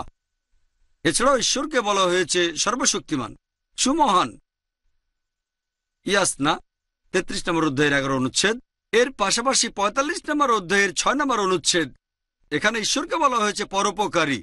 এরপরে ইয়াসনা 33 নম্বর অধ্যায়ের 11 নম্বর অনুচ্ছেদ। এছাড়াও আছে ইয়াসনা 48 নম্বর অধ্যায়ের 3 নম্বর অনুচ্ছেদে, তাকে বলা হয়েছে সবচেয়ে উদার। সব মিলিয়ে 7 বার শুধুমাত্র ইয়াসনা 43 নম্বর অধ্যায়ের অনুচ্ছেদ নাম্বার 4, 5, 7, 9, 11, 13 এবং 15। আর অনেক জায়গায় তাকে সবচেয়ে উদার বলা হয়েছে। আচ্ছা, ইয়াসনা 44 নম্বর অধ্যায়ের 2 নম্বর অনুচ্ছেদে, 45 নম্বর অধ্যায়ের 5 নম্বর অনুচ্ছেদে, 46 নম্বর অধ্যায়ের 9 নম্বর অনুচ্ছেদে, এছাড়াও আছে 48 অধ্যায়ের 3 নম্বর অনুচ্ছেদে। ঈশ্বরকে অনেকবার বলা হয়েছে সবচেয়ে উদার। তাহলে যদি পার্সিদের ধর্মগ্রন্থগুলো পড়েন, তখন এই পার্সি ধর্মে ঈশ্বরের ধারণাটা আপনারা সঠিকভাবে বুঝতে পারবেন। জোরাস্ট্রিনিজম। আসুন এবারে আলোচনা করি সেমেটিক ধর্ম নিয়ে। প্রধান সেমেটিক ধর্মগুলো হচ্ছে ইহুদি ধর্ম, খ্রিস্টান ধর্ম আর ইসলাম। প্রথমে ইহুদি ধর্মে ঈশ্বরের ধারণা নিয়ে আলোচনা করব। ওল্ড টেস্টামেন্টে উল্লেখ আছে, মুসা আলাইহিস সালাম বলেছেন, বুক অব ডিউটোরনমি অধ্যায় নম্বর 6 অনুচ্ছেদ 4, শামা ইসরাঈল আদনা ইলাহাইন আদনা ইখাদ। এটা একটা হিব্রু উদ্ধৃতি যার অর্থ, শোনো হে ইসরায়েলবাসী, প্রভু আমাদের ঈশ্বর, তিনি কেবলমাত্র একজন। তার মানে মহান ঈশ্বর, তিনি কেবলমাত্র একজন। এরপরে আরো আছে বুক অব আইজায়া 43 নম্বর অধ্যায় 11 নম্বর অনুচ্ছেদ, আমি, এমনকি আমিও, আমি প্রভু, আর আমি ব্যতীত কোনো রক্ষাকর্তা নেই। বুক অব আইজায়া 45 নম্বর অধ্যায় 5 নম্বর অনুচ্ছেদ, আমি তোমাদের প্রভু, আর কেউ নেই। আমি তোমাদের ঈশ্বর, আমি ছাড়া আর কেউ নেই। বুক অব আইজায়া 46 নম্বর অধ্যায় 9 নম্বর অনুচ্ছেদ, বলা হয়েছে, আমি তোমাদের প্রভু, আমি ছাড়া আর কেউ নেই। আমি তোমাদের ঈশ্বর, আমার সমতুল্য আর কেউ নেই। এরপর বলা হয়েছে বুক অব এক্সোডাস 20 নম্বর অধ্যায় 3 থেকে 5 অনুচ্ছেদ, বলা হয়েছে, মহান ঈশ্বর সেই ধর্মগ্রন্থে বলেছেন, তোমরা আমার পাশাপাশি অন্য কোনো দেবতার উপাসনা করবে না, তোমরা আমার কোনো প্রতিমূর্তি তৈরি করবে না যার সাথে সাদৃশ্য আছে এমন কোনো কিছুর, যেটা রয়েছে আকাশে অথবা রয়েছে মাটিতে অথবা যেটা রয়েছে মাটির নিচের পানিতে। তোমরা তাদের সামনে কখনো নতজানু হবে না, তাদের সেবা করবে না, কারণ আমি তোমাদের প্রভু ঈশ্বর খুবই ঈর্ষাপরায়ণ। একই কথা আবারও আছে বুক অব ডিউটোরনমি 5 নম্বর অধ্যায় 7 থেকে 9 অনুচ্ছেদ, যে তোমরা আমার পাশাপাশি অন্য কোনো দেবতার উপাসনা করবে না, আর তোমরা আমার কোনো প্রতিমূর্তি তৈরি করবে না যার সাথে সাদৃশ্য আছে এমন কোনো কিছুর, যা রয়েছে আকাশের উপরে অথবা যেটা রয়েছে মাটিতে অথবা যেটা রয়েছে মাটির নিচের পানিতে। তোমরা তাদের সামনে কখনোই নতজানু হবে না, তাদের সেবা করবে না, কারণ আমি তোমাদের প্রভু ঈশ্বর খুবই ঈর্ষাপরায়ণ। তাহলে যদি পড়েন ওল্ড টেস্টামেন্ট, আপনারা বুঝতে পারবেন ইহুদি ধর্মে ঈশ্বরের ধারণাটা, ইহুদি ধর্ম শুধুমাত্র এক ঈশ্বরে বিশ্বাস করে এবং পুরোপুরি মূর্তি পূজার বিরুদ্ধে। খ্রিস্টান ধর্মে ঈশ্বরের ধারণা নিয়ে আলোচনা করার আগে আমি কয়েকটা বিষয় পরিষ্কার করে নিতে চাই। ইসলাম হলো একমাত্র অখ্রিস্টান ধর্ম যেখানে যীশুখ্রিস্ট বা ঈসা আলাইহিস সালামকেও নবী বলে বিশ্বাস করতে হবে। সেই মুসলিম আসলে মুসলিম না যদি সে যীশুখ্রিস্টকে নবী বলে না মানে। আমরা মানি যে তিনি আল্লাহ সুবহানাহু ওয়া তাআলা কর্তৃক প্রেরিত একজন রাসূল, মহান স্রষ্টার দূত। আমরা মানি যে তিনি অলৌকিকভাবে জন্মেছিলেন কোনো পুরুষের হস্তক্ষেপ ছাড়াই, যেটা অনেক আধুনিক খ্রিস্টানই বিশ্বাস করে না। আমরা মানি তিনি আল্লাহর অনুমতিতে মৃত মানুষকে জীবন দিয়েছিলেন। আমরা মানি তিনি আল্লাহর অনুমতিতে জন্মান্ধর কুষ্ঠ রোগীদের সুস্থ করে তুলেছিলেন। খ্রিস্টান আর মুসলিম এই জায়গাতে আমাদের দুই পক্ষের মধ্যে অনেক মিল, তবে আমাদের মধ্যে অনেক পার্থক্য আছে। অনেক খ্রিস্টান এরকম বলে যে যীশুখ্রিস্ট বা ঈসা আলাইহিস সালাম তিনি সর্বশক্তিমান ঈশ্বর, তিনি নিজেই নাকি এই দাবিটা করেছেন। সত্যি বলতে, আপনারা যদি বাইবেল পড়েন, গোটা বাইবেলের মধ্যে পরিষ্কার করে বলা এমন একটা অনুচ্ছেদও পাবেন না যেখানে যীশুখ্রিস্ট তার নিজের মুখেই বলেছেন যে আমি ঈশ্বর অথবা আমার উপাসনা করো। কথাটা আরেকবার বলছি আমি, যে গোটা বাইবেলের মধ্যে পরিষ্কার করে বলা এমন একটা অনুচ্ছেদও পাবেন না যেখানে যীশুখ্রিস্ট তার নিজের মুখেই বলেছেন যে আমি ঈশ্বর অথবা আমার উপাসনা করো। অনেক খ্রিস্টান এরকম বলে যে যীশুখ্রিস্ট বা ঈসা আলাইহিস সালাম তিনি সর্বশক্তিমান ঈশ্বর, তিনি নিজেই নাকি এই দাবিটা করেছেন। সত্যি বলতে আপনারা যদি বাইবেল পড়েন, গোটা বাইবেলের মধ্যে পরিষ্কার করে বলা এমন একটা অনুচ্ছেদও পাবেন না যেখানে যীশুখ্রিস্ট তার নিজের মুখেই বলেছেন যে আমি ঈশ্বর অথবা আমার উপাসনা করো। কথাটা আরেকবার বলছি আমি, যে গোটা বাইবেলের মধ্যে পরিষ্কার করে বলা এমন একটা অনুচ্ছেদও পাবেন না যেখানে যীশুখ্রিস্ট তার নিজের মুখেই বলেছেন যে আমি ঈশ্বর অথবা আমার উপাসনা করো। সত্যি বলতে আপনারা যদি বাইবেল পড়েন, এটা আছে গসপেল অফ জন অধ্যায় নম্বর 14 অনুচ্ছেদ 28, যীশুখ্রিস্ট তার নিজের মুখেই বলেছেন আমার পিতা আমার চেয়ে মহান। গসপেল অফ জন অধ্যায় নম্বর 10 অনুচ্ছেদ 29, আমার পিতা সবার চেয়ে মহান। গসপেল অফ ম্যাথিউ অধ্যায় নম্বর 12 অনুচ্ছেদ 28, আমি ঈশ্বরের আত্মার সাহায্যে শয়তানকে তাড়িয়ে দেই। গসপেল অফ লুক অধ্যায় নম্বর 11 অনুচ্ছেদ 20, আমি ঈশ্বরের আঙ্গুলের সাহায্যে শয়তানকে তাড়িয়ে দেই। গসপেল অফ জন অধ্যায় নম্বর 5 অনুচ্ছেদ 30, আমি আমার নিজের থেকে কিছুই করতে পারি না, আমি সবকিছু শুনে বিচার করি এবং আমার বিচার সঠিক, কারণ আমি আমার ইচ্ছা পূরণ করি না, আমার পিতার ইচ্ছা পূরণ করি যিনি আমাকে পাঠিয়েছেন। যিশু নিজেকে ঈশ্বর বলেননি। সত্যি বলতে তিনি আগের আইনের পক্ষেই কথা বলেছেন। আর তিনি বলেছেন গসপেল অফ ম্যাথিউ অধ্যায় নম্বর 5 অনুচ্ছেদ নম্বর 17 থেকে 20, তোমরা এটা ভেবো না যে আমি এখানে এসেছি আগের নবীদের আইন বাতিল করতে, আমি সেগুলো বাতিল করতে আসিনি, বরং পূরণ করতে এসেছি। আর আমি তোমাদের নিশ্চিত করে বলছি, যতদিন পৃথিবী ও আকাশমণ্ডলী টিকে থাকবে, একটা ক্ষুদ্র কণাও আইন ফাঁকি দিয়ে বের হতে পারবে না, বরং সবগুলো পূরণ করতে হবে। আর যদি কেউ সেখানে মাত্র একটা আইনও ভেঙে ফেলে এবং অন্যদেরকে তা ভাঙতে শেখায়, সে স্বর্গের রাজ্যে প্রবেশ করবে না। আর যদি কেউ এই আইনগুলো মানে অন্যদেরকেও মানতে বলে, তাদেরকে স্বর্গের রাজ্যে মহান বলে ডাকা হবে। যদি না তোমাদের ন্যায়নিষ্ঠতা অধ্যাপক আর লেখকদের ন্যায়নিষ্ঠতার চেয়ে বেশি না হয়, তোমরা কোনোভাবেই স্বর্গের রাজ্যে প্রবেশ করতে পারবে না। তাহলে যীশুখ্রিস্ট নিজের মুখেই বলেছেন, যদি তোমরা বেহেশতে প্রবেশ করতে চাও, তাহলে তোমাদেরকে মুসা আলাইহিস সালামের সবগুলো আইন অক্ষরে অক্ষরে পালন করতে হবে, আর তোমাদের মানতে হবে ওল্ড টেস্টামেন্টের প্রত্যেকটা আইন একেবারে ভালোভাবে। আমি আগে যে অনুচ্ছেদটা বলেছি যে ঈশ্বর কেবলমাত্র একজন, এবং তোমরা কেউ মূর্তি পূজা করবে না, আর তোমরা ঈশ্বরের কোনো প্রতিমূর্তি তৈরি করবে না। যীশুখ্রিস্ট আসলে কখনোই বলেননি তিনি ঈশ্বর। সত্যি বলতে তিনি বলেছেন তাকে পাঠিয়েছেন ঈশ্বর, তিনি আল্লাহর প্রেরিত রাসূল। এটা আছে গসপেল অফ জন অধ্যায় নম্বর 14 অনুচ্ছেদ নম্বর 24, তোমরা যে কথা শুনছো সেগুলো আমার না, এগুলো আমার পিতার কথা যিনি আমাকে পাঠিয়েছেন। গসপেল অফ জন 17 নম্বর অধ্যায় অনুচ্ছেদ নম্বর 3, এই হলো চিরস্থায়ী জীবন, যাতে তোমরা জানতে পারো যে ঈশ্বর কেবলমাত্র একজন এবং যীশুখ্রিস্টকে তিনি এখানে পাঠিয়েছেন। এটা উল্লেখ করা হয়েছে গসপেল অফ ম্যাথিউ 19 নম্বর অধ্যায়ের 16 ও 17 নম্বর অনুচ্ছেদে।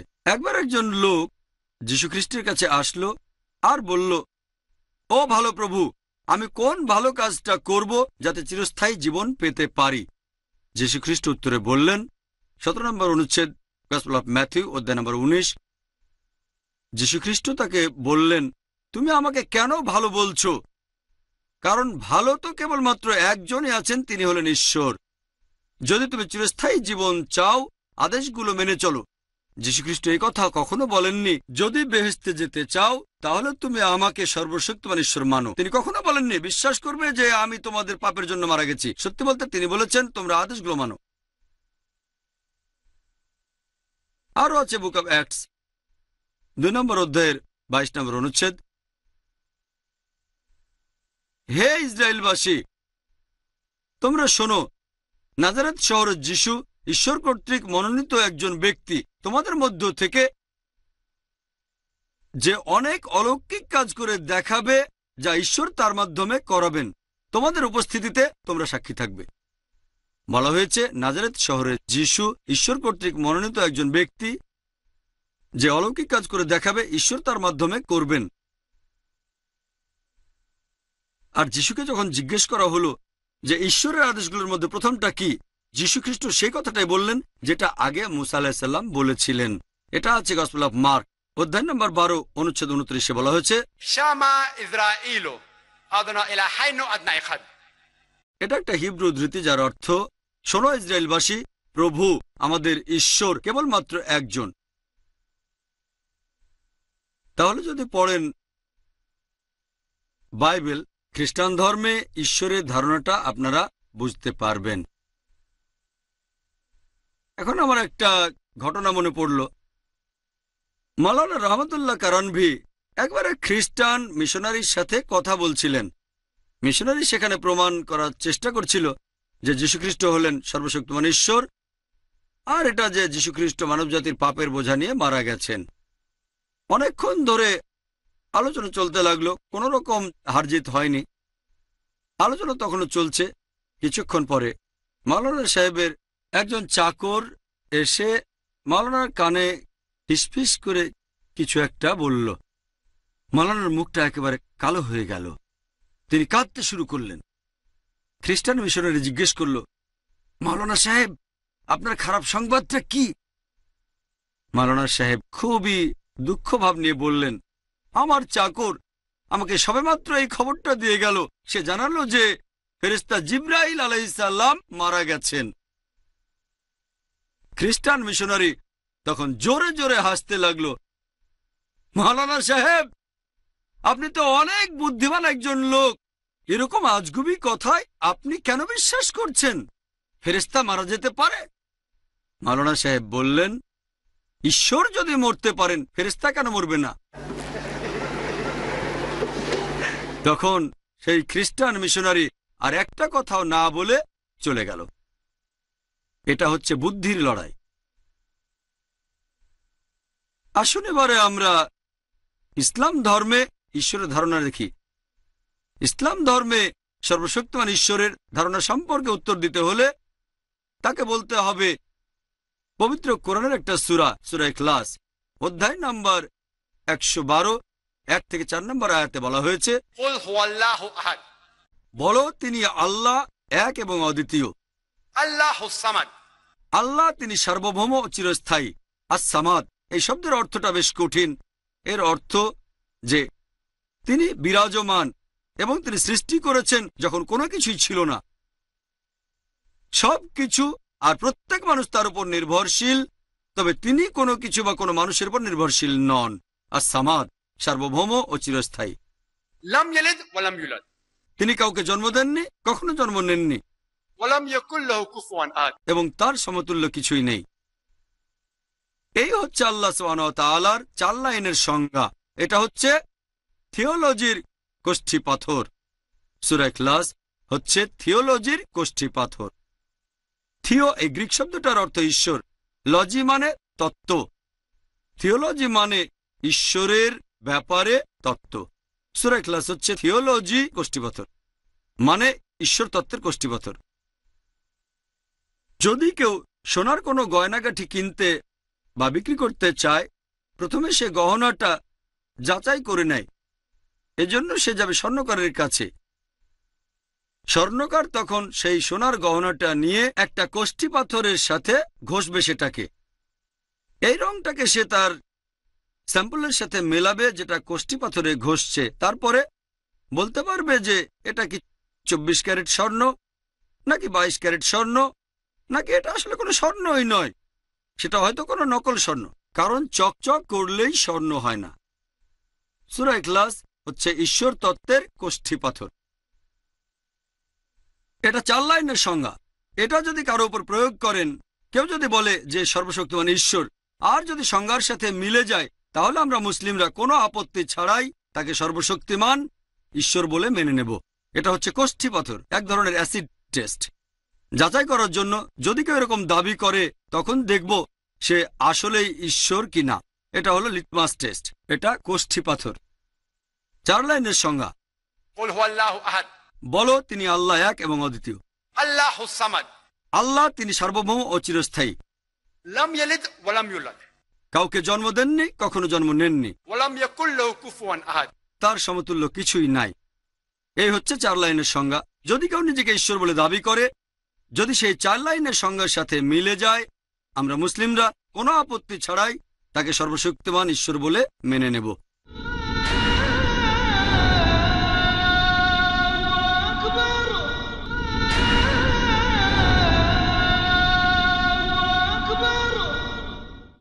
যেমন ধরেন, অনেক লোকে বলে যে ভগবান রজনীশ, ওশো রজনীশ, সে নাকি সর্বশক্তিমান। আমি এখানে একটা কথা পরিষ্কার বলি, আমি বলেছি যে অনেক লোকে বলে ভগবান রজনীশ ঈশ্বর। এমন না যে হিন্দুরা বলে ভগবান রজনীশ ঈশ্বর। একবার এক প্রশ্নোত্তর পর্বে একজন হিন্দু ভদ্রলোক আমাকে বলেছিলেন যে আমরা হিন্দুরা ভগবান রজনীশকে ঈশ্বর মানি না। আমি হিন্দু ধর্মগ্রন্থ পড়েছি, আমি জানি যে হিন্দু ধর্মগ্রন্থের কোথাও রজনীশকে সর্বশক্তিমান ঈশ্বর বলেনি। আমি বলেছি কিছু লোক তাকে ঈশ্বর বলে, আর রজনীশের অনুসারীরা বিভিন্ন ধর্ম থেকে এসেছে। আসুন তাকে পরীক্ষা করি ঈশ্বর তত্ত্বের সেই কোষ্ঠী পাথর দিয়ে। সূরা ইখলাস, প্রথম পরীক্ষা। কুল হুয়াল্লাহু আহাদ, বলো তিনি আল্লাহ এক এবং অদ্বিতীয়। রজনীশ কি এক এবং অদ্বিতীয়? আমরা জানি অনেক মানুষই নিজেকে ঈশ্বর দাবি করেছে, বিশেষ করে আমাদের এই ইন্ডিয়ায়। সে অদ্বিতীয় না, তবে এরকম কিছু লোক থাকতে পারে রজনীশের শিষ্য, তারা বলবে না না রজনীশ এক এবং অদ্বিতীয়। ঠিক আছে, এবার দ্বিতীয় পরীক্ষায় যান। আল্লাহুস সামাদ, আল্লাহ সার্বভৌম এবং চিরস্থায়ী। রজনীশ কি সার্বভৌম আর চিরস্থায়ী? তার জীবনী থেকে জানতে পারি সে ডায়াবেটিসে ভুগছিল, তারপর অ্যাজমা, পিঠে প্রচন্ড ব্যথা। সে অভিযোগ করেছিল যে আমেরিকার সরকার তাকে স্লো পয়জনিং করেছে। চিন্তা করেন, ঈশ্বরকে স্লো পয়জনিং। তৃতীয় পরীক্ষা হচ্ছে লাম ইয়ালিদ ওয়া লাম ইউলাদ, কাউকে জন্ম দেননি, কখনো জন্ম নেননি। আমরা জানি রজনীশের বাবা মা ছিল, সে মধ্যপ্রদেশের জবলপুরে জন্মেছিল, ইন্ডিয়াতে। তবে সে অনেক বুদ্ধিমান ছিল। পরবর্তীতে তার বাবা মা তার শিষ্য হয়েছিল। আর তারপর 1981 সালে রজনীশ আমেরিকায় গেল। এরপর অরিগনে সে নিজে একটা শহর বানালো আর নাম দিল রজনীশপুরম। এভাবে আমেরিকানদের সে নাচাতে লাগলো। পরবর্তীতে আমেরিকার সরকার তাকে অ্যারেস্ট করে জেলখানায় রাখলো। কিছুদিন পরে তাকে দেশ থেকে বের করে দিল। 1985 সালে তাকে আমেরিকা থেকে বের করে দিল। সে ইন্ডিয়ায় ফিরে আসলো আর পুনাতে চালু করলো রজনীশ নিও সন্ন্যাস কমিউন। পরে সেটার নাম দেওয়া হলো ওশো কমিউন। আর আপনারা যদি পুনায় যান ওশো কমিউনে, সেখানে তার সমাধির উপরে লেখা আছে ওশো। কখনো জন্মাননি, কখনো মরেননি, তবে পৃথিবীতে ভ্রমণ করেছেন 1931 সালের 11 ডিসেম্বর থেকে 1990 এর 19 জানুয়ারি পর্যন্ত। তারা লিখতে ভুলে গেছে যে তাকে পৃথিবীর 21টারও বেশি দেশ ভিসা দেয়নি। চিন্তা করেন, সর্বশক্তিমান ঈশ্বর পৃথিবী ভ্রমণ করছেন, তার ভিসা দরকার হয়। সে সময় গ্রিসের আর্কবিশপ বলেছিলেন যে রজনীশকে যদি না তাড়ান, আমরা তার ঘর পোড়াবো, তার শিষ্যদের ঘরও পোড়াবো। এবার শেষ পরীক্ষা। ওয়া লাম ইয়াকুল লাহু কুফুয়ান আহাদ, এটা এত কঠিন পরীক্ষা যে আল্লাহ সুবহানাহু ওয়া তাআলা ছাড়া অন্য কারো পক্ষে এটা পাশ করা একেবারেই অসম্ভব। বলা হয়েছে তার সমতুল্য কিছুই নেই। যখনই আপনি চিন্তা করবেন, যখন ঈশ্বরের সম্পর্কে মনে মনে কোনো ছবি আঁকবেন, সে ঈশ্বর নয়। আর আমরা জানি যে রজনীশ আমাদের মতো একজন মানুষ ছিল। তার ছিল এক মাথা, 2 হাত, 2 পা, 2 চোখ, একটা নাক, একটা মুখ, লম্বা ঝোলানো দাড়ি, লম্বা চুল। অবশ্যই সে সর্বশক্তিমান ঈশ্বর না। ওয়া লাম ইয়াকুল লাহু কুফুয়ান আহাদ, তার সমতুল্য কিছুই নেই। আর এই পরীক্ষা, ওয়া লাম ইয়াকুল লাহু কুফুয়ান আহাদ, এটা এতই কঠিন যে আল্লাহ ছাড়া আর কেউ এতে পাশ করতে পারবে না। ধরেন কেউ হয়তো বলল যে আর্নল্ড শোয়ার্জনেগার, আপনারা তাকে চেনেন, যাকে বলা হতো পৃথিবীর সবচেয়ে শক্তিশালী মানুষ, টাইটেল দেওয়া হয়েছিল মিস্টার ইউনিভার্স। ধরেন কেউ যদি বলে যে সর্বশক্তিমান ঈশ্বর এই আর্নল্ড শোয়ার্জনেগারের চেয়ে 1000 গুণ বেশি শক্তিশালী। যখন ঈশ্বরকে তুলনা করবেন কোনো কিছুর সাথে, হোক সেটা আর্নল্ড শোয়ার্জনেগার, হোক সেটা দারা সিং বা কিংকং, হোক 1000 গুণ বা লক্ষ গুণ, যখনই আপনি সর্বশক্তিমান ঈশ্বরকে তুলনা করবেন অন্য কিছুর সাথে, তাহলে সে আর ঈশ্বর না। ওয়ালাম ইয়াকুল লাহু কুফুয়ান আহাদ। তাঁর সমতুল্য আর কিছুই নাই। ঈশ্বরের এই 4 লাইনের সংজ্ঞা দেওয়া আছে পবিত্র কোরআনে সূরা ইখলাস, যেটা হচ্ছে ঈশ্বর তত্ত্বের কোষ্ঠী পাথর। আমরা মুসলিমরা আমরা আল্লাহ সুবহানাহু ওয়া তাআলাকে আরবি শব্দ আল্লাহ বলে ডাকি, ইংরেজি শব্দ গড ব্যবহার করি না। কারণ আরবিতে এই আল্লাহ শব্দটা বিশুদ্ধ, একেবারে আলাদা। অন্যদিকে ইংরেজি শব্দ গড, এটা দিয়ে অনেক কিছু করা যায়, এই শব্দটাকে নিয়ে খেলা করা যায়। যদি আপনি গডের সাথে এস যোগ করেন তাহলে সেটা হবে গডস, গডের বহুবচন। ইসলামে আল্লাহর কোনো বহুবচন নেই। কুল হুয়াল্লাহু আহাদ, বলো তিনি আল্লাহ এক এবং অদ্বিতীয়। যদি গডের সাথে DESS যোগ করেন তাহলে সেটা হবে গডেস, মহিলা গড। ইসলামে পুরুষ আল্লাহ বা মহিলা আল্লাহ বলে কিছু নেই। আল্লাহ একেবারে আলাদা, তার কোনো জেন্ডার নেই। যদি গডের সাথে ফাদার শব্দটা যোগ করেন তাহলে সেটা হবে গডফাদার, সে আমার গডফাদার, সে আমার অভিভাবক। ইসলামে আল্লাহ ফাদার বলে কিছু নেই বা আল্লাহ আব্বা বলে কিছু নেই। যদি গডের সাথে মাদার যোগ করেন সেটা হবে গড মাদার। ইসলামে আল্লাহ মাদার বা আল্লাহ আম্মি বলে কিছু নেই। আল্লাহ সম্পূর্ণ আলাদা শব্দ, এটা বিশুদ্ধ শব্দ। যদি গডের আগে 3 শব্দ যোগ করেন সেটা হবে 3 গড। ইসলামে 3 গড বলে কিছু নেই। সেই কারণেই আমরা মুসলিমরা আমরা আল্লাহ সুবহানাহু ওয়া তাআলাকে ডাকি আল্লাহ বলে, ইংরেজিতে গড বলে আমরা ডাকি না। তবে যদি কিছু মুসলিম শব্দটা ব্যবহার করে অমুসলিমদের সাথে কোনো কথা বলার সময়, আমার কোনো আপত্তি নেই, কারণ অমুসলিমরা হয়তো আল্লাহ শব্দের অর্থ বুঝবে না। সেজন্য যদি কেউ আল্লাহকে বোঝাতে গড বলে থাকে আমার কোনো আপত্তি নেই। তবে এখানে সঠিক শব্দটা হচ্ছে আল্লাহ। আর পবিত্র কোরআনে সূরা ইসরা অধ্যায় নম্বর 17 আয়াত নম্বর 110, কুলিদুল্লাহ আবিদুর রহমান আইয়ামা তাদউ ফালাহুল আসমাউল হুসনা। তোমরা তাকে আল্লাহ নামে ডাকো অথবা রহমান নামে, তোমরা তাকে যে নামেই ডাকো না কেন, নিশ্চয়ই সকল সুন্দর নামসমূহ তো তাঁরই। আপনারা আল্লাহ সুবহানাহু ওয়া তাআলাকে যে কোনো নামে ডাকতে পারেন, তবে সেটা একটা সুন্দর নাম হতে হবে, এতে মনে কোনো ছবি ভেসে উঠবে না। আর আপনারা আমাদের পবিত্র কোরআনে আল্লাহ তাআলার এরকম কমপক্ষে 99টা বৈশিষ্ট্যের নাম পাবেন। কমপক্ষে 99টা আলাদা বৈশিষ্ট্য আল্লাহ সুবহানাহু ওয়া তাআলার, এগুলো আছে পবিত্র কোরআনে। যেমন ধরেন আর রহমান, আর রহিম, আল করিম, পরম করুণাময়, পরম দয়ালু, পরম উপকারী। আল্লাহকে বলা হয়েছে রব, আর রাজ্জাক, প্রভু, পালনকর্তা, রক্ষাকর্তা, প্রতিপালক। এরকম কমপক্ষে 99টা আলাদা বৈশিষ্ট্য পবিত্র কোরআনে দেওয়া হয়েছে আল্লাহ সুবহানাহু ওয়া তাআলার উদ্দেশ্যে। এই কথাটা আরো একবার আছে প্রথমে সূরা ইসরা অধ্যায় নম্বর 17 আয়াত 110, এরপরে এই কথাটা আছে সূরা তাহা অধ্যায় নম্বর 20 আয়াত 8-এ, তারপর সূরা আরাফ অধ্যায় নম্বর 7 আয়াত 180-তে। এছাড়াও আছে সূরা হাসর অধ্যায় নম্বর 59 আয়াত নম্বর 24-এ বলা হয়েছে সকল সুন্দর নামসমূহ তো আল্লাহ তাআলারই। তবে আপনি যে বৈশিষ্ট্যই দেন আল্লাহ সুবহানাহু ওয়া তাআলাকে, মহান সৃষ্টিকর্তাকে, সেটা হবে একেবারে আলাদা বৈশিষ্ট্য।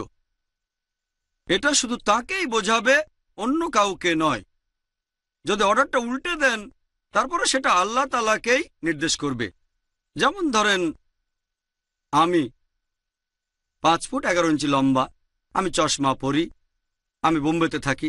যদি কেউ বলে যে ডক্টর জাকির নায়েক তিনি 5 ফুট 11 ইঞ্চি লম্বা, এটা সঠিক বৈশিষ্ট্য, কিন্তু এটাকে যদি উল্টান, কে 5 ফুট 11 ইঞ্চি লম্বা, এরকম হাজার হাজার মানুষ পাবেন যারা 5 ফুট 11 ইঞ্চি লম্বা। সেটা তখন বিশেষ করে আমাকে বোঝাবে না, এটা আলাদা কিছু না। যদি আপনি বলেন ডক্টর জাকির নায়েক চশমা পরেন, কথাটা সঠিক, তবে এটা আলাদা কিছু নয়। কারণ যদি উল্টে দেন কে চোখে চশমা পরে, এরকম হাজার হাজার মানুষ পাবেন যারা চশমা পরে। যদি কেউ বলে ডক্টর জাকির নায়েক বোম্বে শহরে থাকেন, কথা ঠিক, তবে এটা আলাদা কিছু নয়। কে বোম্বে শহরে থাকে? লাখ লাখ মানুষ বোম্বে শহরে থাকে। তাই যে বৈশিষ্ট্যই দেবেন সেটা হবে আলাদা। যেমন ধরেন, যদি কেউ বলে যে ডক্টর জাকির নায়েক তিনি হচ্ছেন বাবা ফারিক জাকির নায়েকের, যার জন্ম হয়েছে 1994 সালের 10ই জুলাই জাহাঙ্গীর নার্সিং হোমে পুনাতে, এটা সম্পূর্ণ আলাদা বৈশিষ্ট্য। কারণ যদি এটাকে উল্টান, যদি বলেন ফারিক জাকির নায়েকের বাবা কে, যে 1994 সালে 10ই জুলাই জন্মগ্রহণ করে জাহাঙ্গীর নার্সিং হোমে পুনাতে, উত্তর হবে একটাই, ডক্টর জাকির নায়েক, আর কেউ না। সম্পূর্ণ আলাদা বৈশিষ্ট্য। এটা আর কাউকে বোঝাচ্ছে না, একজনকে বোঝাচ্ছে। একইভাবে আমি আরেকটা উদাহরণ দেই যে ডক্টর জাকির নায়েক হলেন প্রতিষ্ঠাতা চেয়ারম্যান এই IRF এডুকেশনাল ট্রাস্টের, যেটা প্রতিষ্ঠিত হয়েছে 1992 সালের 6 নভেম্বর ডোংরি, মুম্বাইতে। যদি এটাকে উল্টান, কে প্রতিষ্ঠাতা চেয়ারম্যান IRF এডুকেশনাল ট্রাস্টের, যেটা প্রতিষ্ঠিত হয়েছে 1992 সালের 6 নভেম্বর ডোংরি, মুম্বাইতে, উত্তর হবে একটাই, ডক্টর জাকির নায়েক। একইভাবে আল্লাহ তাআলাকে যদি কোনো বৈশিষ্ট্য দেন, কোনো নামে ডাকেন, সেটা হবে আলাদা। আপনি বলবেন না যে আল্লাহ তাআলা এই বিল্ডিংটা স্রষ্টা, কারণ অনেক বিল্ডারই বিল্ডিং বানাতে পারে। আপনি বলতে পারেন তিনি বিশ্বজগতের স্রষ্টা, খালিক, সৃষ্টিকর্তা। সৃষ্টিকর্তাকে কেবলমাত্র একজন। কে এই বিশ্বজগতের স্রষ্টা? মাত্র একজন, আল্লাহ সুবহানাহু ওয়া তাআলা। আর রহমান কে পরম করুণাময়? উত্তর মাত্র একটাই, আল্লাহ সুবহানাহু ওয়া তাআলা। আর রহিম কে পরম দয়ালু? উত্তর কেবলমাত্র একটাই, আল্লাহ সুবহানাহু ওয়া তাআলা। তাই এটা হবে একটা আলাদা বৈশিষ্ট্য। আমি আমার যে উদাহরণ দিয়েছি সেটা আলাদা, তবে মহান কিছু না। IRF এর এডুকেশনাল ট্রাস্টের প্রতিষ্ঠাতা চেয়ারম্যান হওয়াটা মহান কিছু না, এটা আলাদা, ঠিক আছে, মহান কিছু না। তবে আল্লাহ সুবহানাহু ওয়া তাআলার বৈশিষ্ট্যগুলো সম্পূর্ণ আলাদা, এছাড়াও সেগুলো একেবারে চূড়ান্ত। ফারিক জাকির নায়েকের বাবা হওয়াটা চূড়ান্ত কিছু না, এটা আলাদা, তবে চূড়ান্ত কিছু না। আর আল্লাহ সুবহানাহু ওয়া তাআলার বৈশিষ্ট্য আলাদা হওয়ার পাশাপাশি একেবারে চূড়ান্ত। এমন কোনো বৈশিষ্ট্য দেবেন না যেটা একেবারে কমন, আমি বা আপনিও হতে পারি।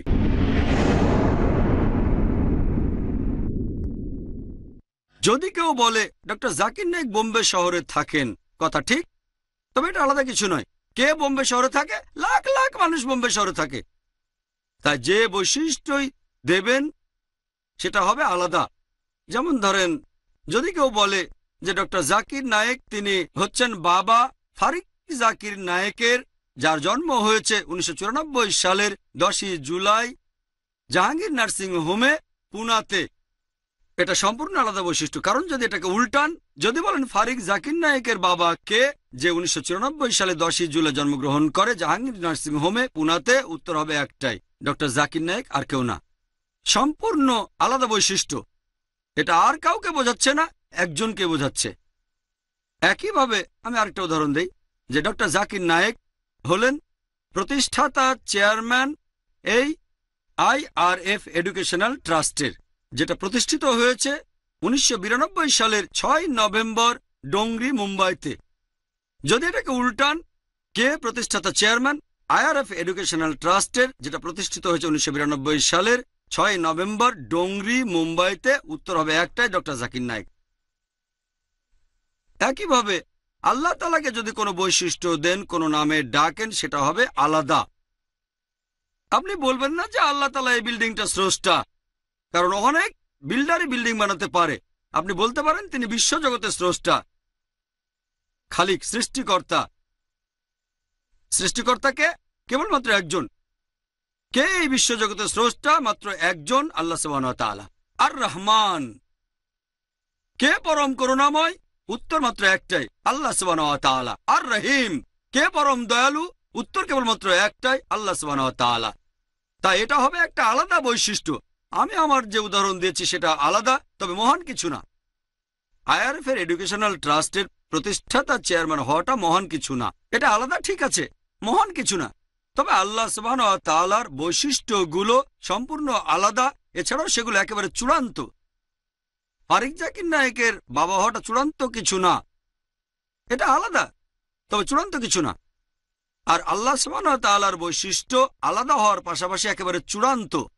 এমন কোনো বৈশিষ্ট্য দেবেন না যেটা একেবারে কমন, আমি বা আপনিও হতে পারি। দ্বিতীয়ত, সম্পূর্ণ আলাদা বৈশিষ্ট্যের পাশাপাশি সেখানে এমন কোনো বৈশিষ্ট্য থাকবে না যেটা আল্লাহ সুবহানাহু ওয়া তাআলার নয়। যেমন ধরেন কেউ যদি বলে যে ডক্টর জাকির নায়েক, তিনি ফারিক জাকির নায়েকের বাবা, যে জন্মগ্রহণ করেছে 1994 সালে 10 জুলাই জাহাঙ্গীর নার্সিংহোমে পুনাতে, আর তিনি 4 ফুট লম্বা। প্রথম বৈশিষ্ট্য ঠিক আছে, যার কথা বলা হয়েছে আমি তার বাবা, তবে আমি 4 ফিট লম্বা না, আমি 5 ফিট 11 ইঞ্চি লম্বা। যদি কেউ বলে আল্লাহ সুবহানাহু ওয়া তাআলা মহান ঈশ্বর হলেন সৃষ্টিকর্তা, তবে তার আকৃতি আমার আপনার মতো, একটা মাথা, দুটো চোখ, একটা নাক, একটা মুখ, দুটো হাত। সৃষ্টিকর্তার বৈশিষ্ট্য সঠিক, তবে মানুষের যে আকৃতিটা দেবেন সেটা ভুল। বৈশিষ্ট্য আলাদা হওয়ার পাশাপাশি এর সাথে ভুল বৈশিষ্ট্য মেশানো যাবে না। তৃতীয়টা হচ্ছে আপনি যে বৈশিষ্ট্যগুলো দেবেন সেগুলো শুধু আল্লাহ সুবহানাহু ওয়া তাআলাকে নির্দেশ করবে, এর চেয়ে বেশি কিছু নয়। কারণ আল্লাহ একজন, বলো তিনি আল্লাহ এক এবং অদ্বিতীয়। যদি কেউ বলে যে ডক্টর জাকির নায়েক ফারিক জাকির নায়েকের, যে 1994 সালে 10 জুলাই জন্মেছে জাহাঙ্গীর নার্সিং হোমে পুনায়, আর আব্দুল্লাহ শেখ তিনি IRF এডুকেশনাল ট্রাস্টের প্রতিষ্ঠাতা চেয়ারম্যান, যেটা প্রতিষ্ঠিত হয়েছে 1992 সালে 6 নভেম্বর ডোংরি, মুম্বাইতে। আমার একটা বৈশিষ্ট্যের কথা সঠিক, তবে আমার আরেকটা বৈশিষ্ট্য অন্য লোককে দেওয়া হয়েছে যেটা আমি না। আব্দুল্লাহ শেখ আর ডক্টর জাকির নায়েক এক মানুষ না, তাই বলতে পারবেন না যে খালিক সৃষ্টিকর্তা তিনি এক ঈশ্বর, অন্যদিকে আর রহিম পরম করুণাময় আরেকজন ঈশ্বর। যদি কেউ বলে বৃষ্টির ঈশ্বর আলাদা, মেঘের ঈশ্বর আলাদা, সূর্যের ঈশ্বর আলাদা, সৃষ্টিকর্তা আলাদা, পালনকর্তা আলাদা, এটা সম্পূর্ণ ভুল। বৈশিষ্ট্যগুলো সত্য, তবে এগুলো নির্দেশ করবে শুধুমাত্র একজনকে, আর কাউকে না। লোকে প্রশ্ন করতে পারে এতে সমস্যা কি?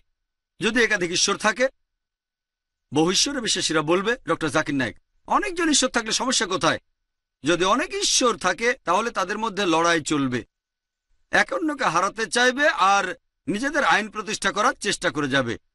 লোকে বলতে পারে আমরা ভাগ করে দিয়েছি, একজন হলেন বৃষ্টির ঈশ্বর, আরেকজন সূর্যের ঈশ্বর, আরেকজন সবকিছু সৃষ্টি করেছেন, আরেকজন ঈশ্বর পালনকর্তা। যদি এভাবে ভাগ করে অনেক ঈশ্বর বানাই, তার মানে একজন ঈশ্বর অন্য আরেকজন ঈশ্বরের কাজ করতে পারে না, অন্য ঈশ্বরের জ্ঞান তার মধ্যে নেই, তার মানে একজন অসম্পূর্ণ ঈশ্বর।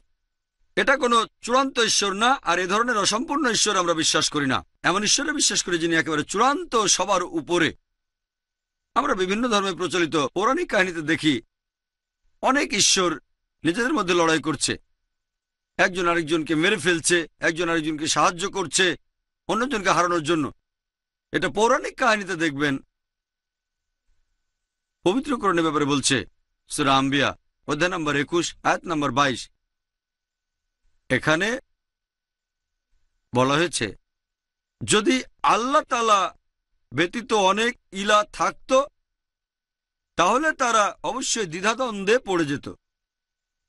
আর আমরা জানি বিশ্বজগতের ব্যাপারে কোনো দ্বিধাদ্বন্দ্ব নেই, বিশ্বজগৎ পুরোপুরি তার নিজের গতিতে চলছে। এরপর বলা হয়েছে সূরা মুমিনুন অধ্যায় নম্বর 23 আয়াত নম্বর 91 যে আল্লাহ তাআলা কোনো সন্তান গ্রহণ করেননি এবং তার অন্য কোনো শরীক নেই। যদি আল্লাহ ব্যতীত আরো অনেক ইলাহ থাকতো তাহলে প্রত্যেক ইলাহ নিজেদের সৃষ্টি নিয়ে আলাদা হয়ে যেত, একে অন্যের উপর প্রাধান্য দেখাত। আর সেজন্য ঈশ্বর অবশ্যই থাকবেন মাত্র একজন। আপনারা ভালো করে দেখবেন পৃথিবীর যেসব ধর্মে সর্বশক্তিমান ঈশ্বরের কথা বলা হয়েছে সবগুলো ধর্ম আসলে এক ঈশ্বরে বিশ্বাস করে, যে সর্বশক্তিমান ঈশ্বর একজন। যে ধর্মে সর্বশক্তিমান ঈশ্বর সম্পর্কে বলা হয়েছে সেগুলোর প্রত্যেকেই আসলে এক ঈশ্বরের কথাই বলেছে সব সময়। একেবারে উপরের স্তরে, নিচের স্তরে হয়তো অন্যরকম হতে পারে, তবে উপরের স্তরে প্রত্যেক ধর্মই মাত্র একজন ঈশ্বরে বিশ্বাস করে। যদি ভালো করে দেখেন আল্লাহ যে কিতাবগুলো পাঠিয়েছেন সেগুলোতে ঈশ্বরের সত্যিকারের ধারণা সম্পর্কে বলা হয়েছে, তবে পরবর্তীতে এই কিতাবগুলো বিকৃত হয়ে গেছে, কথাগুলো বদলে দেওয়া হয়েছে, নতুন কথা ঢুকানো হয়েছে। কেন? মানুষ নিজের প্রয়োজনেই এগুলো বদলে দিয়েছে তাদের বস্তুগত স্বার্থ উদ্ধারের জন্য। আর কিছুদিন পরে এই ধর্মগুলো এক ঈশ্বরকে বাদ দিয়ে বহু ঈশ্বরে বিশ্বাস করা শুরু করলো। পবিত্র কোরআন বলছে, সূরা বাকারা অধ্যায় নম্বর 2 আয়াত নম্বর 79, فَوَيْلٌ لِّلَّذِينَ يَكْتُبُونَ الْكِتَابَ بِأَيْدِيهِمْ. Woe to those who write the book with their own hands. فَوَيْلٌ لِّلَّذِينَ يَكْتُبُونَ الْكِتَابَ بِأَيْدِيهِمْ ثُمَّ يَقُولُونَ هَذَا مِنْ عِندِ اللَّهِ لِيَشْتَرُوا بِهِ ثَمَنًا قَلِيلًا فَوَيْلٌ لَّهُم مِّمَّا كَتَبَتْ أَيْدِيهِمْ وَوَيْلٌ لَّهُم مِّمَّا يَكْسِبُونَ. দুর্ভোগ তাদের যারা নিজ হাতে কিতাব রচনা করে এবং বলে এটা আল্লাহর নিকট হতে। তারা এটা করে তুচ্ছ মূল্যপ্রাপ্তির জন্য। তাদের হাত যা রচনা করে তার জন্য শাস্তি তাদের, আর যা উপার্জন করে সেজন্য শাস্তি তাদের। পবিত্র কোরআন বলছে, মানুষ আল্লাহ তাআলার আসমানি কিতাবকে বদলে ফেলেছে তাদের বস্তুগত স্বার্থ উদ্ধারের জন্য। তারা যে রচনা করে বা উপার্জন করে সেজন্য শাস্তি তাদের। এছাড়া কিছু ধর্ম আছে, যেমন বৌদ্ধ ধর্ম, কনফুসিয়ানিজম, তারপর তাওইজম, যেগুলোতে ঈশ্বর সম্পর্কে বলা হয়নি। তারা ঈশ্বরের অস্তিত্বকে নিশ্চিত করেনি, আবার বাতিলও করে দেয়নি। এগুলোকে বলা হয় অজ্ঞেয়বাদী ধর্ম। এবাদে আরও কিছু ধর্ম আছে, যেমন জৈন ধর্ম, এগুলো নাস্তিক্যবাদী। এসব ধর্ম ঈশ্বরের অস্তিত্বকেই অস্বীকার করে। এবারে নাস্তিকের কাছে কিভাবে প্রমাণ করব, বা অজ্ঞেয়বাদীর কাছে যে আল্লাহ সুবহানাহু ওয়া তাআলা আছেন? আপনারা আমার ভিডিও ক্যাসেট দেখতে পারেন, কোরআন কি আল্লাহ তাআলার বাণী, পার্ট 1 এবং 2। এই লেকচারটা দিয়েছিলাম প্রায় 2 বছর আগে এই অডিটোরিয়ামেই। 2 বছর আগে একই অডিটোরিয়াম, বিড়লা মাথুশ্রী। সেখানে আমি প্রমাণ করেছি নাস্তিকের কাছে, অজ্ঞেয়বাদীর কাছে, তারপর মুসলিম, খ্রিস্টান, বৌদ্ধ, জৈন, হোক সে একজন বিজ্ঞানী, সবার কাছে যুক্তি আর বিজ্ঞান দিয়ে প্রমাণ করেছি পবিত্র কোরআনের উপর ভিত্তি করে যে আল্লাহ সুবহানাহু ওয়া তাআলা অবশ্যই আছেন। যদি জানতে চান নাস্তিক বা অজ্ঞেয়বাদীর কাছে কিভাবে প্রমাণ করবেন যে আল্লাহ সুবহানাহু ওয়া তাআলা আছেন, তাহলে আমার ভিডিও ক্যাসেট দেখতে পারেন, পার্ট 1 আর পার্ট 2। ইসলাম ধর্মে আমরা বিশ্বাস করি তাওহীদে।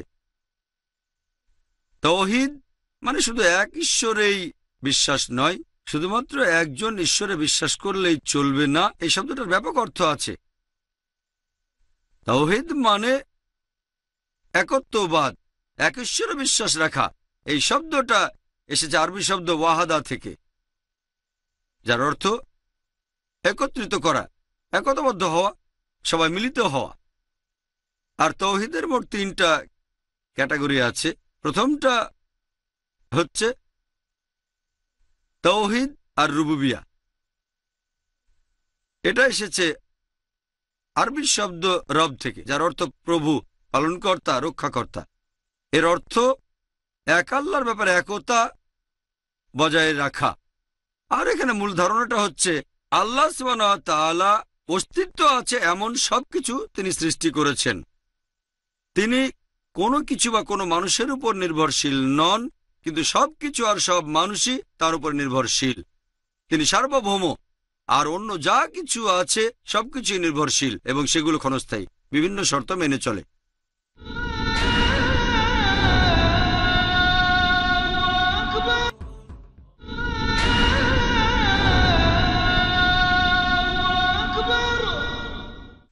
দ্বিতীয় ক্যাটাগরি হচ্ছে তাওহীদ আল আসমা ওয়াস সিফাত, যার অর্থ আল্লাহ সুবহানাহু ওয়া তাআলার নাম এবং বৈশিষ্ট্যগুলোর ব্যাপারে একতা বজায় রাখা।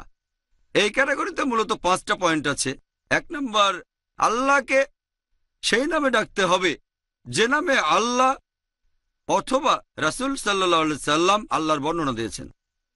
2 নম্বর, আল্লাহকে সেই নামে ডাকতে হবে আল্লাহ তার নিজেই নিজেকে যে নামগুলো দিয়েছেন। কেউ এটা বলতে পারবে না যে আল্লাহ সুবহানাহু ওয়া তাআলা হলেন আল গাদির, যিনি রেগে থাকেন।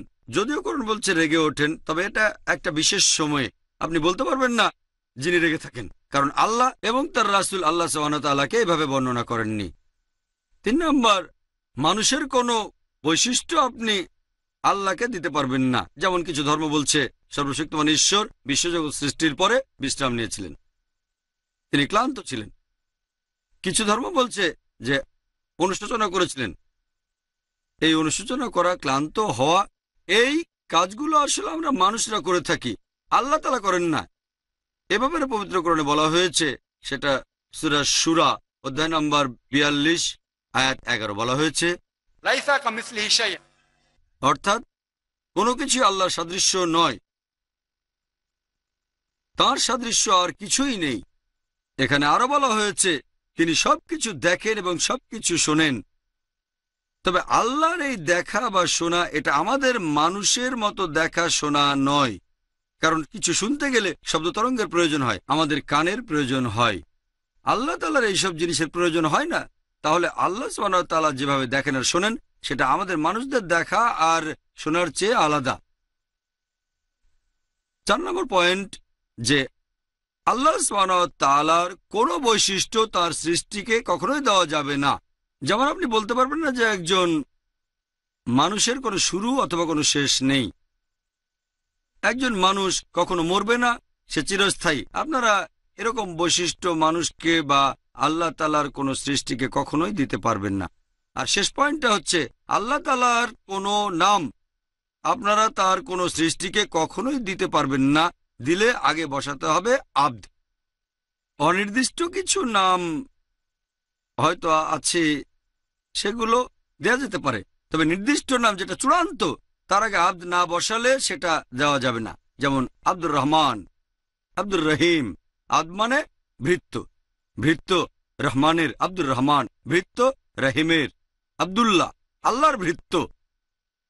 আর আল্লাহর নাম ছাড়া অন্য কোথাও আব্দ শব্দ কখনো বসাতে পারবেন না। বলতে পারবেন না যে আব্দুর রাসূল, আল্লাহ রাসূলের ভৃত্য। বলতে পারবেন না আব্দুল নবী, আমাদের নবীজির ভৃত্য। তাওহীদের তৃতীয় ক্যাটাগরি হচ্ছে, সেটা তাওহীদ আল ইবাদা। ইবাদা শব্দটা এসেছে আরবি শব্দ আব্দ থেকে, যার অর্থ দাস, ভৃত্য। ইবাদা মানে ইবাদত করা। তবে অনেকের ভুল ধারণা আছে যে ইবাদত মানে হচ্ছে প্রার্থনা করা। প্রার্থনা করা ইবাদতের একটা বড় অংশ, তবে এটা ইবাদতের সবটুকু নয়। আমি আগেই বলেছি ইবাদত শব্দটা এসেছে আব্দ থেকে, যার অর্থ দাস, ভৃত্য। তাহলে ইবাদত মানে আপনি আল্লাহ তাআলার আদেশগুলো যদি মেনে চলেন তাহলে ইবাদত করছেন। যে কাজগুলো আল্লাহ করতে নিষেধ করেছেন সেগুলো যদি না করেন তাহলে সেটাও ইবাদত করছেন। তাহলে ইবাদত মানে শুধু প্রার্থনা করাই নয়, এর অর্থ আরো ব্যাপক। ইবাদত হচ্ছে আল্লাহ সুবহানাহু ওয়া তাআলার আদেশগুলো মেনে চলা। তৃতীয় ক্যাটাগরি যদি মেনে না চলেন, তার মানে তাওহীদ আল ইবাদা, অর্থাৎ ইবাদতের ব্যাপারে একতা বজায় রাখা। যদি শুধু প্রথম দুটো ক্যাটাগরি মেনে চলেন সেটা মূল্যহীন। কারণ পবিত্রকরণ বলছে আমাদের নবীজির সময়ে আরবে কিছু মূর্তি পূজারী ছিল যারা প্রথম দুটো ক্যাটাগরি বিশ্বাস করত, অর্থাৎ তাওহীদ আর রুবুবিয়া এবং তাওহীদ আল আসমা ওয়াস সিফাত। তবে তৃতীয় ক্যাটাগরি না, এজন্য তাদেরকে বলা হতো মুশরিক বা কাফির, মূর্তি পূজারী যারা দিনকে প্রত্যাখ্যান করে। পবিত্রকরণ বলছে সূরা ইউনূস অধ্যায় নম্বর 10 আয়াত নম্বর 31, বলো কে তোমাদেরকে আকাশ ও পৃথিবী হতে জীবনের উপকরণ দিয়ে থাকেন, অথবা কে আছেন যিনি সবকিছু দেখেন এবং শোনেন, আর কে জীবিতকে মৃত হতে বের করেন এবং মৃতকে নতুন করে আবার জীবন দিয়ে থাকেন, কে আছেন যিনি বিশ্বজগতের সবকিছু নিয়ন্ত্রণ করেন। তখন তারা বলবে আল্লাহ। তারপরেও কি তোমরা সাবধান হবে না? কেন ইবাদত করবে না? একই রকম কথা আবারও আছে সূরা যুখরুফ অধ্যায় নম্বর 43 আয়াত নম্বর 87। যদি তাদেরকে জিজ্ঞেস করো কে তাদের সৃষ্টি করেছে, তারা বলবে আল্লাহ। তবে তারা সত্য থেকে অনেক দূরে আছে। তাহলে নবীজির সময়ে আরবের মূর্তি পূজারীরা তারাও একজন সর্বশক্তিমান ঈশ্বরেই বিশ্বাস করত। সেই ঈশ্বরকে তারা বলতো আল্লাহ। তবে আল্লাহর পাশাপাশি তারা আরো প্রায় 360 জন দেবদেবীর উপাসনা করত। তাহলে আপনি যদি আল্লাহ তাআলার পাশাপাশি অন্য কারো ইবাদত করেন তখন তৃতীয় ক্যাটাগরিটা আপনি আর মানছেন না, যেটা হচ্ছে তাওহীদ আল ইবাদা। আর তাওহীদের যে কোনো একটা ক্যাটাগরি যদি কখনো কেউ বাদ দেয়, অর্থাৎ এই তিনটা ক্যাটাগরির যে কোনো একটাতে যদি কোনো পয়েন্ট বাদ পড়ে যায়, তাহলে সেটাকে বলা হয় শিরক। শিরক মানে আল্লাহর শরীক করা, এর মানে ভাগ করা। ইসলামী পরিভাষায় এর মানে আল্লাহ তাআলার পাশাপাশি অন্য শরীক দাঁড় করানো। সবচেয়ে বড় পাপ পবিত্র কোরআন অনুযায়ী সেই পাপটা হচ্ছে শিরক, আল্লাহ সুবহানাহু ওয়া তাআলার শরীক তৈরি করা। এর মানে শুধু এটা না যে অন্য ঈশ্বরের উপাসনা করছেন, তবে শিরক যদি তাওহীদের যে কোনো একটা ক্যাটাগরি বাদ দেন সেটাই হবে শিরক। আর পবিত্র কোরআন বলছে সূরা নিসা অধ্যায় নম্বর 4 আয়াত নম্বর 48 যে নিশ্চয়ই আল্লাহ সুবহানাহু ওয়া তাআলা তাঁর সাথে শরীক করাকে ক্ষমা করবেন না। এটা বাদে অন্যান্য অপরাধ তিনি চাইলে ক্ষমা করতে পারেন, তবে তার সাথে শরীক করাকে আল্লাহ তাআলা কখনোই ক্ষমা করবেন না।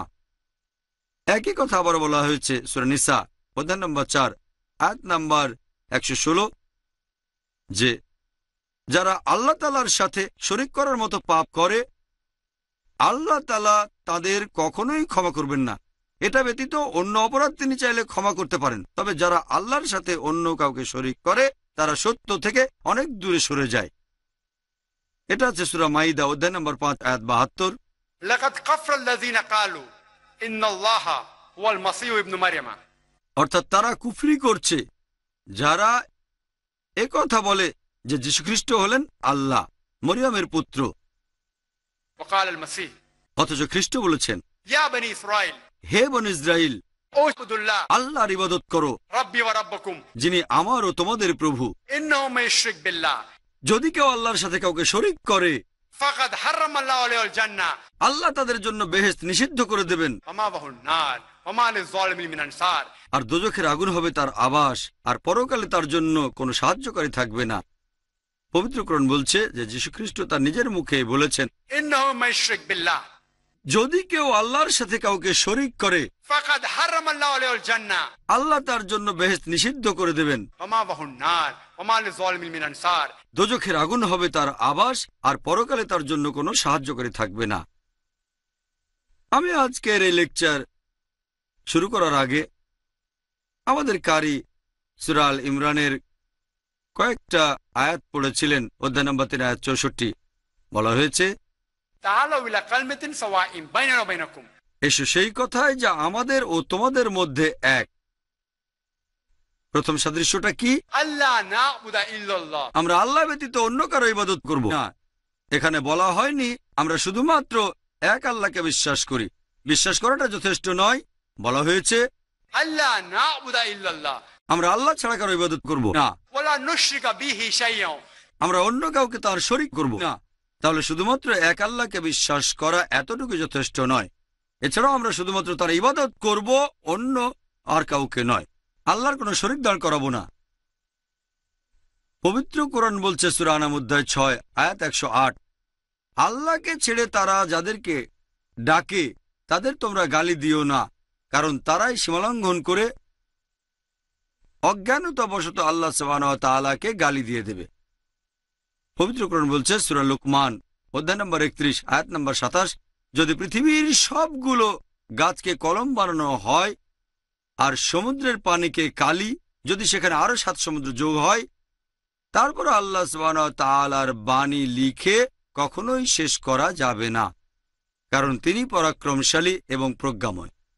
আমার লেকচার শেষ করার আগে পবিত্র কোরআনের আরেকটা উদ্ধৃতি দেব। সূরা আল হজ অধ্যায় নম্বর 22 আয়াত নম্বর 73 বলা হয়েছে, হে মানুষ, তোমাদেরকে একটা উপমা দেয়া হচ্ছে, মন দিয়ে শোনো। তোমরা আল্লাহ সুবহানাহু ওয়া তাআলার পরিবর্তে যাদেরকে ডেকে থাকো তারা তো একটা মাছিও সৃষ্টি করতে পারবে না। একটা মাছিও সৃষ্টি করতে পারবে না যদি তারা সবাই একসাথে বসে। আর যদি সেই মাছি তাদের কোনো কিছু নিয়ে চলে যায়, তারা সেই জিনিসটি উদ্ধার করতেও পারবে না। যারা আবেদন করে তারা কত দুর্বল, যাদের কাছে আবেদন করে তারাও কত দুর্বল। ওয়া আখিরু দাওয়ানা আলহামদুলিল্লাহি রাব্বিল আলামিন।